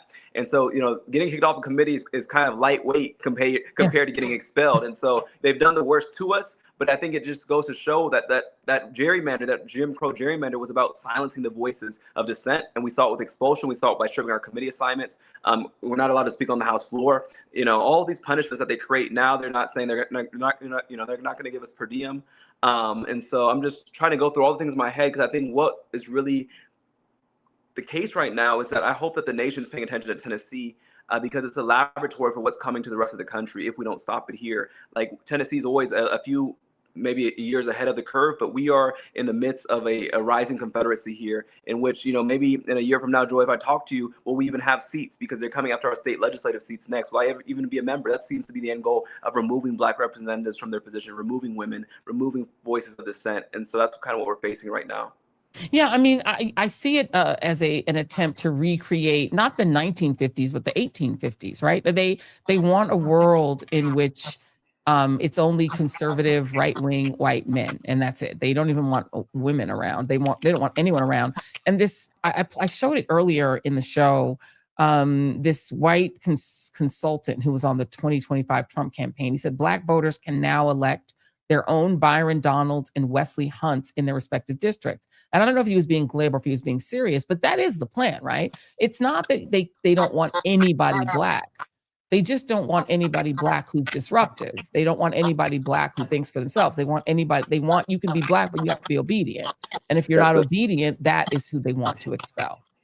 Yeah, I mean, they want Black faces that are really representatives of white supremacy, because you can be Black and be a representative of white supremacy. Ask Clarence Thomas. And so whether, again, they're wearing white sheets or Black robes, we have a white supremacist problem in this country.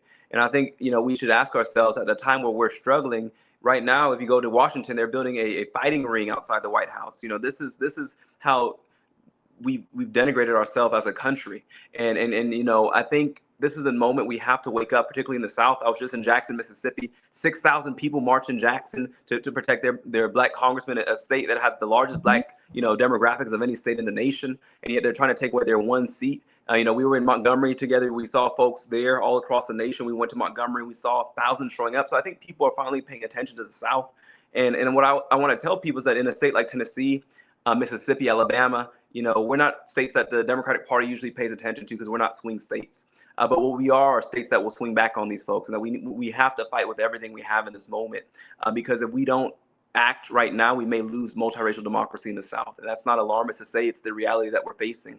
1 in 5 Black Tennesseans cannot vote currently because of felony disenfranchisement. We rank at the bottom of voter turnout. We're seeing the resegregation of our schools by defunding public education. 37208, until recently, was the most incarcerated zip code in the nation, headquartered in Nashville, which is the headquarters of Core Civic, a for-profit private prison company. All these things are connected. And so if there anybody watching this show who's thinking about coming to play, sports here, please reconsider. If you're thinking of having a convention here, please reconsider, and let them know why you're not coming here too. Let them know that you will not come to a Jim Crow state. We just had a big announcement that the Super Bowl is coming to Nashville. to the folks at the NFL, do not hold the Super Bowl in a Jim Crow state. We have to encourage people to boycott economically because we have to speak to oppressors in the only language they understand, which is in their pocketbook. Yeah, I mean, the only way that, apartheid South Africa was taken down was through economic boycott. It was through divestment. And that is the thing that speaks loudest to oppressive people. And you went right where I was going to go next. Tennessee, the football teams inside of the SEC are estimated to be 60 to 75% Black. The basketball teams in SEC in the state of Tennessee are 70 to 85% Black. And I can go through all of the other SEC states, and it's the same. Alabama, football roster, 60 to 80% Black. Basketball roster, 70 to 90% Black. Georgia and Florida, football roster, 65 to 80% Black. Basketball, 75 to 90% Black. South Carolina and Mississippi, football team, 60 to 75% Black. Basketball team, 70 to 85% Black. Louisiana, same, 70 to 85% Black on the football field, 80 to 90% Black in basketball. And lastly, Texas, 60 to 75% Black in football, 70 to 85% Black in basketball. Actually, one more, North Carolina, 50 to 70% Black on the football field, basketball, 60 to 85% Black. The bottom line is, in states like Tennessee, Black players are making these programs, such as the one at the University of Tennessee, very wealthy. They're making the coaches wealthy. They're making the school's coffers fat and wealthy. Sometimes the economy of the state is riding on Black players. So you've just said it. You believe that people who have been admitted, basketball, football players that have been admitted, they should say no, right, to the University of Tennessee? I mean, the simple reality is that you're not safe in a Jim Crow state, that your voice is not valued, your human dignity is not valued, and they want to see you as some object to entertain them or to be brutalized for their entertainment on a field or to sing for them, but they don't see you as a equal member in this democracy. And so don't come to a state. There's so many other schools you can go to, don't come here. And for those, events and conventions that want to come to the South, please boycott Tennessee. As a representative of Nashville, they don't deserve your dollars right now. Go somewhere else where they believe in equal protection under the law, where they believe in equal participation in our democracy, and they don't believe in this separate and unequal system. We are back in a Jim Crow system here in Tennessee. It's been confirmed, year after year in the legislature. But I think this final gerrymandering vote was the final signal that they are going to do everything they can in their power to bring us backwards. And if we study history, Tennessee was one of the first states to pass Jim Crow laws. Following the Civil War and end of Reconstruction, we were one of the first states to do that. And so I think we're leaning back into that dark part of our history to do that once again. And so let us be the canary in the coal mine and shout. But I will say, if you do want to support folks on the ground, because I don't want you to abandon us here, invest in local organizations, those groups who are suing, to protect youth who are being criminalized right now, those groups who are registering Black and brown voters. There are groups who are protecting immigrants. There are ways to support us in the South, but not to do it by investing in programs that are about profiting a few wealthy white men at the expense of Black and brown bodies. I think you're speaking to what so many people I think are feeling right now, is that people understand that we are not helpless, like that we actually do have choices, economic choices to vote. You saw in South Carolina, people came out to vote in just wild, insane numbers because they're like, oh, you're trying to take Jim Clyburn's seat. When it's personal, I think people behave a little differently. Do you see that kind of a reaction from people within the state of Tennessee? Are people roused to the point where they're willing and ready to fight back? During special session, folks showed up by the thousands in our Capitol Rotunda, once again, just like when we were expelled, to disrupt business as normal. You had folks who are willing to do things out of the ordinary, which is required in this time. We cannot allow them to get peace. There's this episode of a TV show. They said, if we don't get no peace because of y'all not gonna get no peace because of us. And that's the energy we need to give to these Republicans, these MAGA Republicans, wherever they go, because they're gonna come to these restaurants in Nashville. And if you're a waiter, you don't have to serve them. If they want to come to your small business, you don't have to serve them. And because they have to feel, there's, my sister Ayanna Presley puts it this way, that there's two ways that change comes about. So either they see the light or they feel the fire. And I think they haven't seen the light, Sister Joy. So it's time for them to feel the fire. And so Amen. We're seeing that on the ground here. And I think what we will see hopefully in the South is 1964 Mississippi, Freedom Summer, once again. If we turn out in the numbers, we can hack this gerrymandering system, because they're counting on voter suppression. They're counting on low voter efficacy. That's what their strategy relies on. And so Tennessee is not a red state, I don't believe, but we are a voter suppressed state. and we're a state that has, where people have been disempowered for so long. But we don't have to feel that. I think that there's hope, and particularly in our state legislative races, if we flip 10 seats in the legislature, we can break the Republican supermajority. That is doable. That is doable. And so, there's a lot of these races, a lot of people love Congress, they love federal races, but these state races, you can win with a few hundred votes. I won my election with 281 votes. If you invest in these state races, you can flip some of these state house seats. And that's who does gerrymandering. That's who does your education funding. That's who does your prison funding, your prison policies. It's at the state level. So that's where we should invest as well. Amen. Thank you for saying that, because everybody pays attention to Congress, but not the school board, right? They're paying attention to Congress, but not the state. Who do you think is drawing the gerrymander maps? It's the state house and the state senate. That's who's drawing the maps. That's who is taking away your right to bodily autonomy. It's not the Congress that's doing that. It's your state representatives, your state senators. It's so important. I will note that the SEC has signed like an $800 million TV deal. And it'll be a whole different kind of thing if there's no Black players. And so I think people need to start realizing that there's a lot of power in our presence. And look, they may want to come, they may want to deport all the brown people, but they still want all their Mexican food. They want to eat their food. They want to eat the soul food from the people who can't even vote in their ideal world. They don't want you to be able to vote, but they want you to cook for them. They want to eat your soul food. They want to sit down and enjoy jazz music and listen to the blues. Maybe we just say, no, you can't have any soul food. You can't have any jazz. You can't participate in any of our culture. You can't have any of it, and you can't have us. We just won't perform for you. We won't sing for you.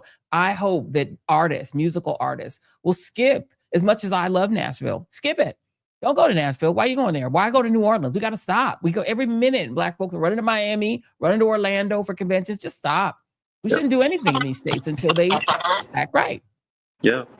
I mean, we should not bless them with the beauty of our culture, of our diversity. Let them be like that Temu Super Bowl party where all they had was Kid Rock and all these folks I don't even know. No rhythm, no beat, just foolishness. That no one they even were tuning into Bad Bunny. They were so they were so disappointed. So don't let them enjoy the beauty of who we are as a multiracial democracy. If they want to have this white majority apartheid government, that's what they can have, day after day. I really believe that we need to find ways to disrupt business as normal and do things that will let them know that even when they leave these capitals, we're going to keep up the pressure. When they go back to their districts and try and do a little ribbon cutting at the Kroger, with the Girl Scouts, people need to be out there protesting and making it so uncomfortable. You go to church with some of these folks, it may be too. You got to ask them, what would Jesus do?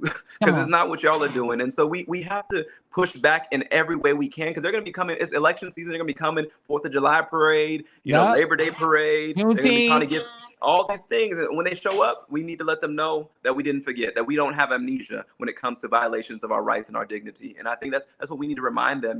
They just had this ribbon cutting here for the NFL coming for the Super Bowl. And there should have been a big protest. I was in Jackson, so I wasn't here, but there should have been a big protest outside of that, letting them know that we're not going to allow you to have a celebration when you're stepping on our rights and bringing us backwards in history. And I think that's what, the language that they will understand. And I think it's going to be the energy that will rise to this moment. And I've been telling people all across this country that history is not going to judge us by what we do, but by what we don't do. So err on the side of action, err on the side of doing something, because we have to be proportionate to the forces of authoritarianism and apartheid that we face. Now's the time to do things that maybe make us uncomfortable. It's not always comfortable when you see somebody in a grocery store be like, hold on, representative, you're the one, it's not always comfortable when you see them in, passing out literature at the parades, to actually be like, hold on, I actually remember what you actually did when I was there. But sometimes we have to put ourselves in uncomfortable situations because this is the moment, this is what the moment requires of us. State Representative Justin Jones, one of my favorite people in the world, because this is the kind of message that he brings wherever he goes, a true student of the movement and a leader in every respect. State Representative, thank you very much, and keep us posted on all the things, because we're here for it. Whatever we can do to support the boycott movement, we're here. Thank you. Appreciate you. Thank you. Thank you. Thank you very much. And that's it. I promise you, there should be also the potential to boycott any advertisers who advertise in the Jim Crow Super Bowl. There should not be the Super Bowl should not be going to Nashville. It should not be going to any red state. And if you're down with Jim Crow, we should not be down with you. We should pay attention to advertisers who decide that they want to be there. They shouldn't get amazing Black singers who come to Nashville and sing the national anthem. Why? Why should we participate in any way? They don't like Black people. They don't want Black people to vote. They don't want brown people to vote. They don't want women to have bodily autonomy. They don't want AAPI people to vote. They want to deport them all. They want to deport all the Cubans, all the Venezuelans. If they only want Kid Rock, then they should just have that. They don't want us in any of their spaces, then we don't get to be there. And you don't get the spicy whites either. They don't like you either. So you don't like that? So you don't get any punk rock. You don't get any more of your, I just saw a punk rock artist just have to read this fool who's in the front row of his concert, try to tell him what his music was about. It's like, you don't know what punk rock is? You don't realize punk rockers don't like Trump? You've been listening to too much Kid Rock. Your brain is soft. Okay. You messed up because you thought, oh, wait a minute. This is a punk rock band. They're white. They must like us. No, they don't. Punk rockers despise you. So if you go to one of their concerts and you're in the front row, they're probably going to, crack on you. They're not going to be your friend. They're not going to sign your album. They don't like you either. Nobody does. If you guys want to live in that world, it's just you and Kid Rock and Trump. And just be happy with that. You can't have any soul food. No more soul food. No more. No mas. No Mexican food. No, you can't have it. All right. Now, if you are in Maryland, particularly in the Baltimore area, you are, especially if you're probably very much online, you're probably familiar with a guy called Captain Bobby. So here's the vote. So he's incredible. Here to help you on. We had to get the footage. Okay, babe. All right. When we come back, we'll still be married.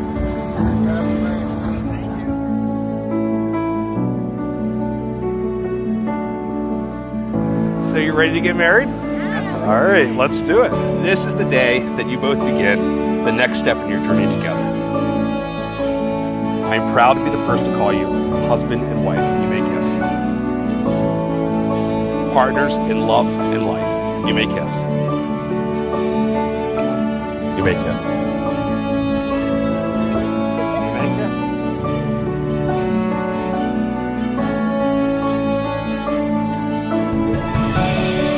Bobby, marrying the people on the boat. Well, if you are a Captain Bobby fan, you're going to have to get familiar with him in a completely different visage because he is running for the state Senate, not for the United States Senate, but the state Senate, the Maryland State Senate in District 46. Here's his campaign video. For too long, we have sent politicians into marble rooms with promises, only to watch the promises fade away the minute a developer or a donor or a lobbyist walks in. We're told that we have equity and opportunity, but some people in Baltimore can't afford rent. They can't afford a doctor. They can't afford to heat their homes. The rich get tax credits. The people get silence. And every election year, we're told to be grateful, to clap, to settle, because that's just how politics works.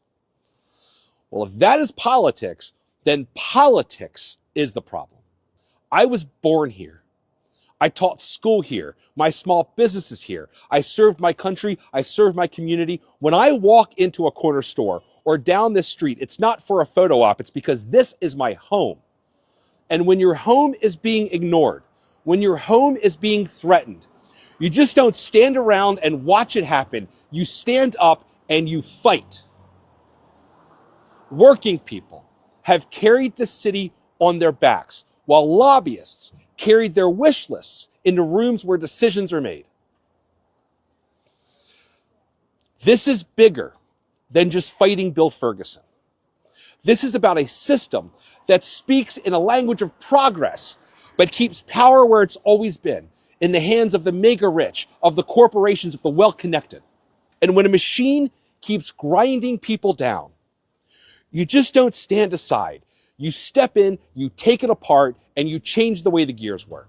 So today, I am not asking you to support a campaign. I am asking you to help take back our voice from a machine that thinks it owns us. Okay. And I want to be clear. I will not take a single dime from a developer or a corporate PAC. I will not trade silence for access. I will not walk into a room simply to fit in or to get a vote. If I walk into a room, it's to speak for the people who live here, the people who built this city, and the people who are tired of being ignored.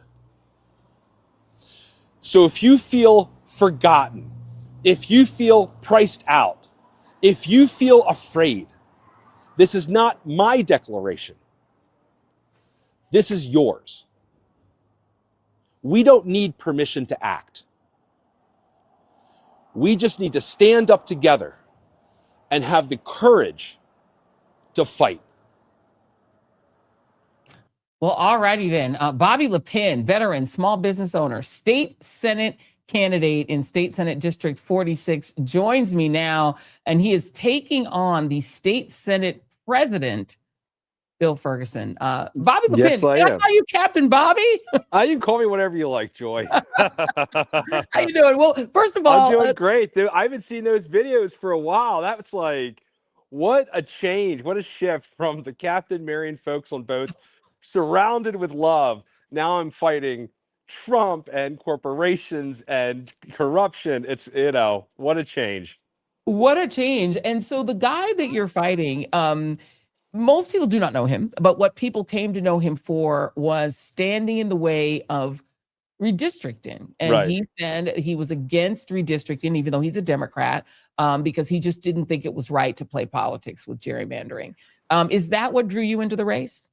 I mean, it's one of many reasons. In the end of the day, just like every other working person in this country, I am just sick and tired of being sick and tired, man.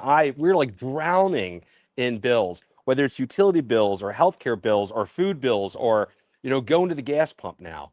I have a different approach than I think most politicians do in this country, is I believe we should always invest in the people first. That's why I don't take corporate money. That's why I don't take developer money. I think when you invest in people, when you invest in public transit, when you invest the time to try to lower people's bills and make life easier to live, that everything else will work itself out. That's one of the biggest reasons why I got involved in this race, because, I have a bottom up approach when I see the world, and my opponent has a top down approach when he sees the world. And trickle down hasn't worked for us yet. I don't think it's going to ever work for us. Yeah. I mean, coming from New York, one of the things that's sort of shocking about any place that's not New York is the lack of public transit, the lack of buses, the fact that it's actually harder to get around in places like Maryland, like Baltimore City without a car. Is that something that you feel government can have an impact on? Government needs to have an impact. I mean, not just can, they need to, they should. It is their role. So those folks in Baltimore who rely on public transit only have access to less than 9% of the jobs in the area in under an hour commute. That's crazy. So think what we're doing to all these parents, that for working people, for students, for young people trying to find a job. If you don't have a car in Baltimore and we don't have good public transit, like, how are you going to find that job? How can we tell people to pull yourselves up or whatever, or work really hard when we don't even offer the basic foundation to do so? It's just one thing. I think I'm speaking to the choir. Anybody watching this, if you're not a millionaire, you probably get it, But like, coming back to how my campaign or how my opponent's campaign got national attention, and it is over redistricting. He's the one Democrat in the country who has stood up against tactical defensive redistricting of Maryland's map to prevent us from Trump's steal of this next election, from the MAGA steal of this election, from, Texas to Alabama to Louisiana. I mean, it is literally like a Jim Crow 2.0. So many people in our history have fought and died for civil liberties that are now overnight being stripped away. And that is not okay. Yeah. I mean, you're a veteran, and, we've seen veterans services slashed, veterans hospitals getting fewer and fewer services, and, a lot of disrespect. I mean, Donald Trump joking about the Congressional Medal of Honor not being as good as the presidential one because the people getting the congressional ones are largely dead, and thinking that was funny, and sort of doing his dumb dance in front of our troops. Like, why do you suppose so many people who are veterans like yourself still vote for that guy? Well, I actually pulled this percentage. It's been a while, but now and again I'll pull it. It looks like each and every single day, less and less veterans are. I think the same reason why corporations are allowed to rule the roost in this country or others, or how politicians take advantage of the people, I think it's people just become complacent. They stop watching the news, stop watching shows like yours. I mean, look, our lives are hard enough. We should just believe that there's some adult in the room that's managing the stuff in the background while we're just, raising our kids, walking our dogs, living our lives. But the fact of the matter is there are no adults in the room. And the biggest child in the room right now happens to be the president of the United States. Any Democrat, like any Democrat who fails to stand up 10 toes in the ground and fight to protect civil liberties in this country, fight to protect the working people in this country, fight the corporations who always put profits over people. If you're a Democrat that is not standing up and fighting for that, I'm sorry, but you're not a Democrat. Like, if we really want to change the Democratic Party, we have to change what kind of Democrats we elect. You know, a lot of times people say, you know, why would you battle another Democrat, especially the Senate president, this all-powerful politician in Maryland? But in the end of the day, it's not between me and my opponent. It's not Bobby versus the other guy. It's about values. And when your representative no longer represents the values of the majority of the people, the progressive values that we all long to actually see come to light and come to reality, well, then that person has to step aside and let someone else take over. Has he been willing to debate you? Yeah, we did invite him to a debate. Instead, there was a community forum, which was kind of like a debate. So he said no to our debate, yes to the community forum. That was my first time doing that. That was I did pretty good. Yeah. Well, listen, you keep it real, and I think just being yourself is the key to that, right? I think trying to perform is how you go wrong when you're trying to debate. You know, Maryland has been really hit hard by this the doging of the federal government, because 31,000 employees. Absolutely. So many federal employees live here. It's one of the reasons that Maryland is such a wealthy middle-class state, right? Because there are so many federal employees. It's a bedroom community of Washington, D.C. Right. What can state government do for the people who are now really struggling without what was a safe federal job? Well, so to be honest with you, Governor Westmore has done an incredibly good job at trying to reach out and protect these folks. In fact, I think that's how I met the governor. He reached out to me with my social media platform. I was already battling Trump and being vocal. Quick background. So anyone that owns a small business will know this. Everyone told me, my wife, my mother, my neighbors, my friends, dude, you have a small business. Don't go political. But at some point, man, like I said, I was just sick and tired of being sick and tired. I had enough. And I started leaning into him, especially, you know, on the Army's birthday, where, what was it, a $45 million parade he was hosting? And let me tell you something about soldiers. The last thing you want to do on a Saturday is walk in a parade. You know, that's the last thing you want to do.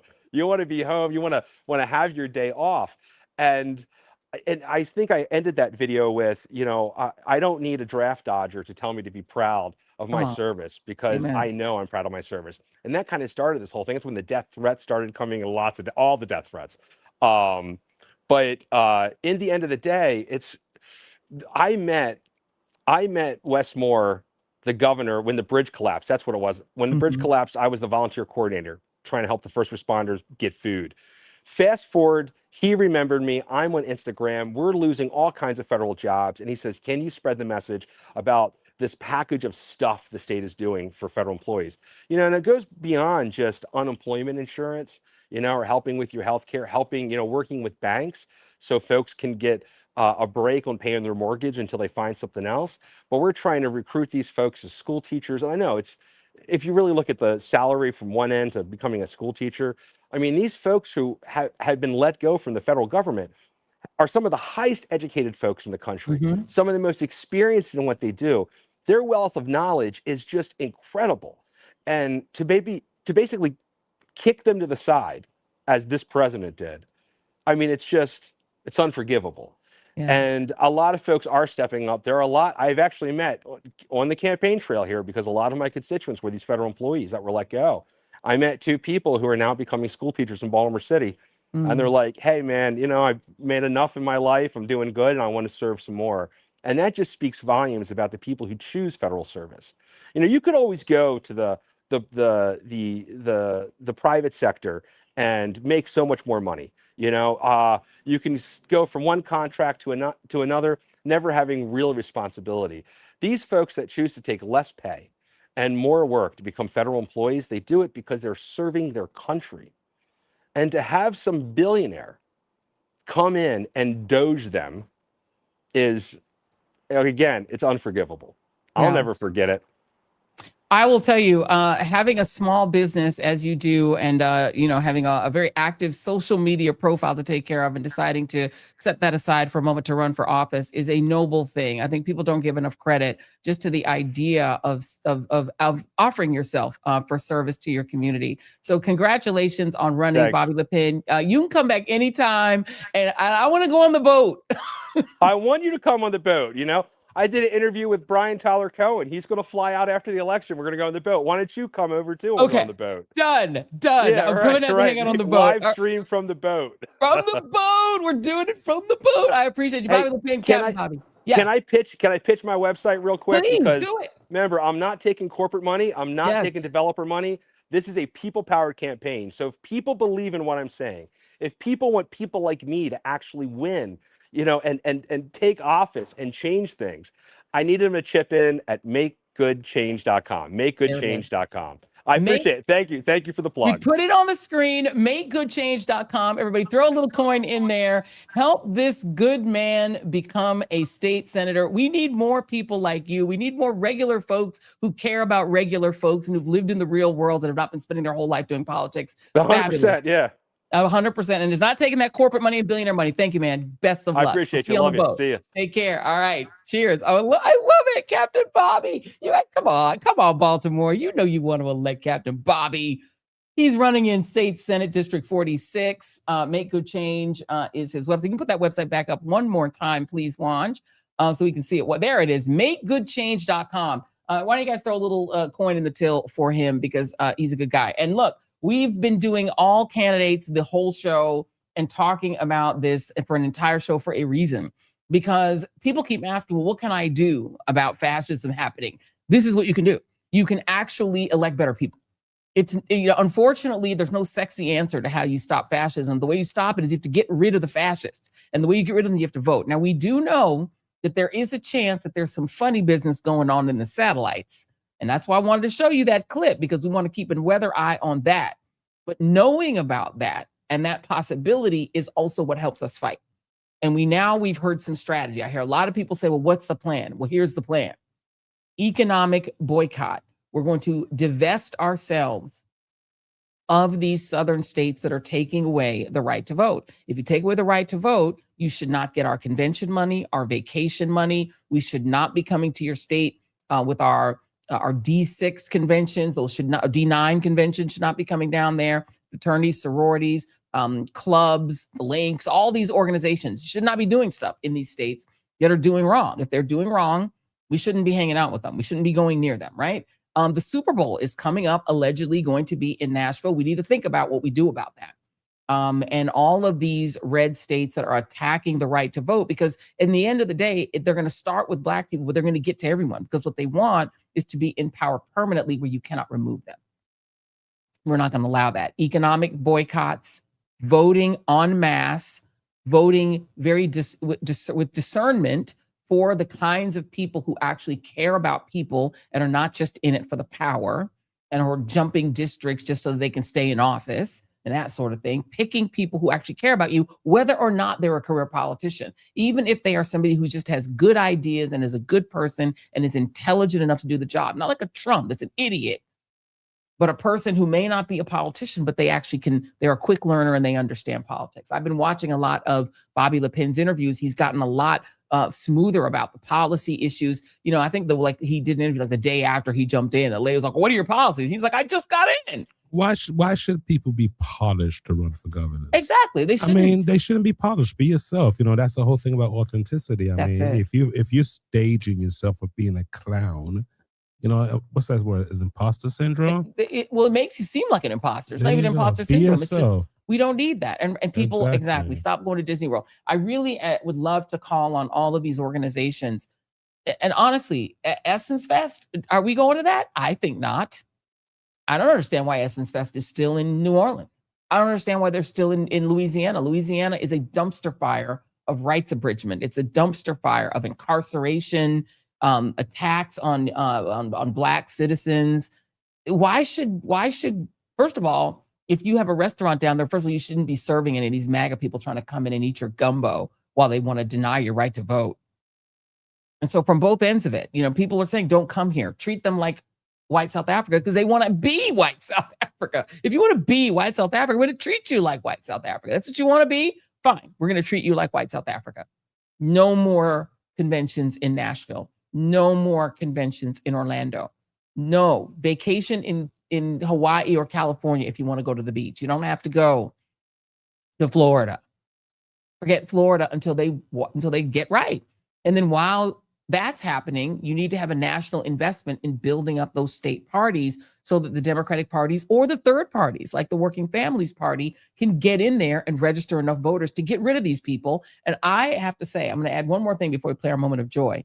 If Democrats ever get back power, federal power, they need to pass a law banning any insurrectionist or neo-Confederate from holding office. They should not be able to hold office. And they can ground that in Article 3 of the 14th Amendment. They need to enforce Article 3 of the 14th Amendment, even if John Roberts won't. They should have did that after the Civil War. They should. They never did. They should have banned, and you need, if you go by Article 3 of the 14th Amendment, you have to have a waiver from Congress if you are an insurrectionist in order to run for office. I believe insurrectionists should not be able to hold a public license, meaning a doctor's license, a lawyer's license, a barber license. They should not be able to hold any federally approved license or run for any office if you're an insurrectionist. And that means every single person that Donald Trump pardoned.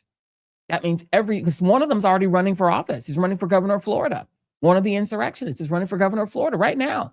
Enrique Tarrio keeps threatening to run for office. Why should Enrique Tarrio get a taxpayer-funded job? He shouldn't be able to be a congressperson. That means we, the taxpayer, pay his salary. Why should we pay an insurrectionist salary? We shouldn't be paying Trump's salary. And he doesn't take a salary. He doesn't take a salary. Yeah, he's just stealing everything that's not nailed down and having crypto schemes and selling busted golden phones and cheating all of his stupid supporters who buy all his dumb merch. And we shouldn't have to pay for that. And we certainly shouldn't have to pay for his slush fund that he's going to hand out to all of his cronies.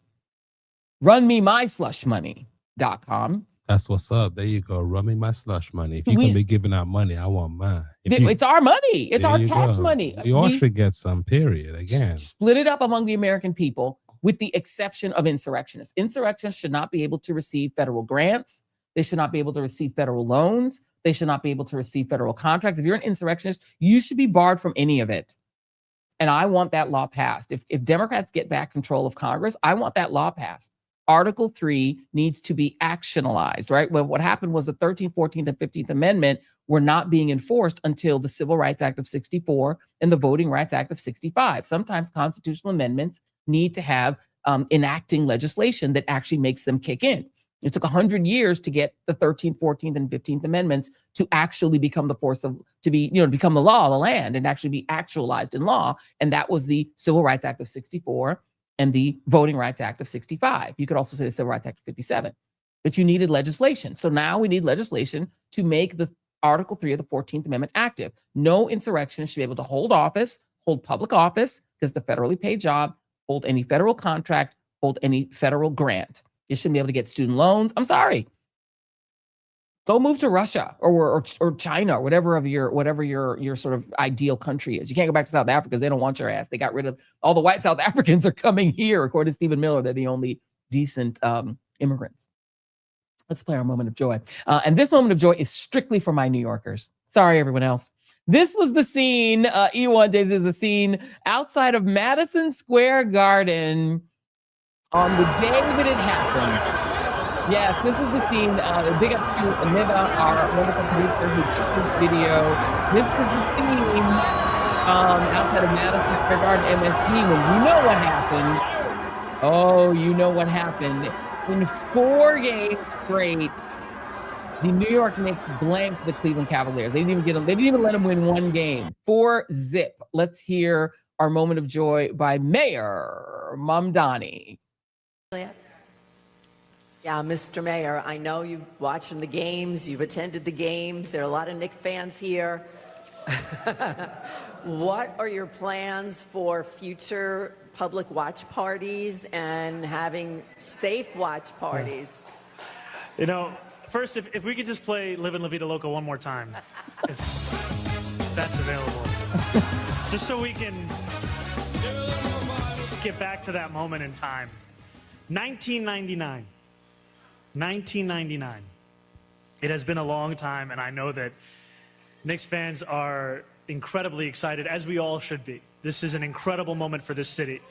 And so I just first want to begin with a congratulations to the team, because what they have done for this city, you really can't put into words. The excitement that you see on people's faces. You know, people whisper to me in every kind of event you can imagine, Knicks in 4. You know, and I have to just keep a straight face as we're going through that event.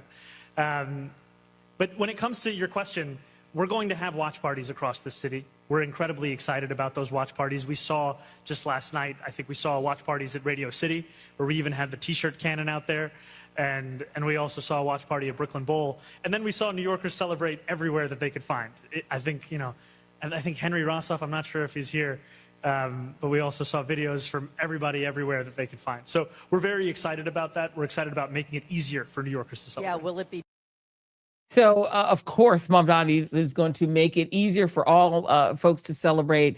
They can celebrate in restaurants. They can go wherever they want and enjoy the Knicks new season. And I just wanted to I looked it up. You know how old Mayor Mamdani was in 1999? 7.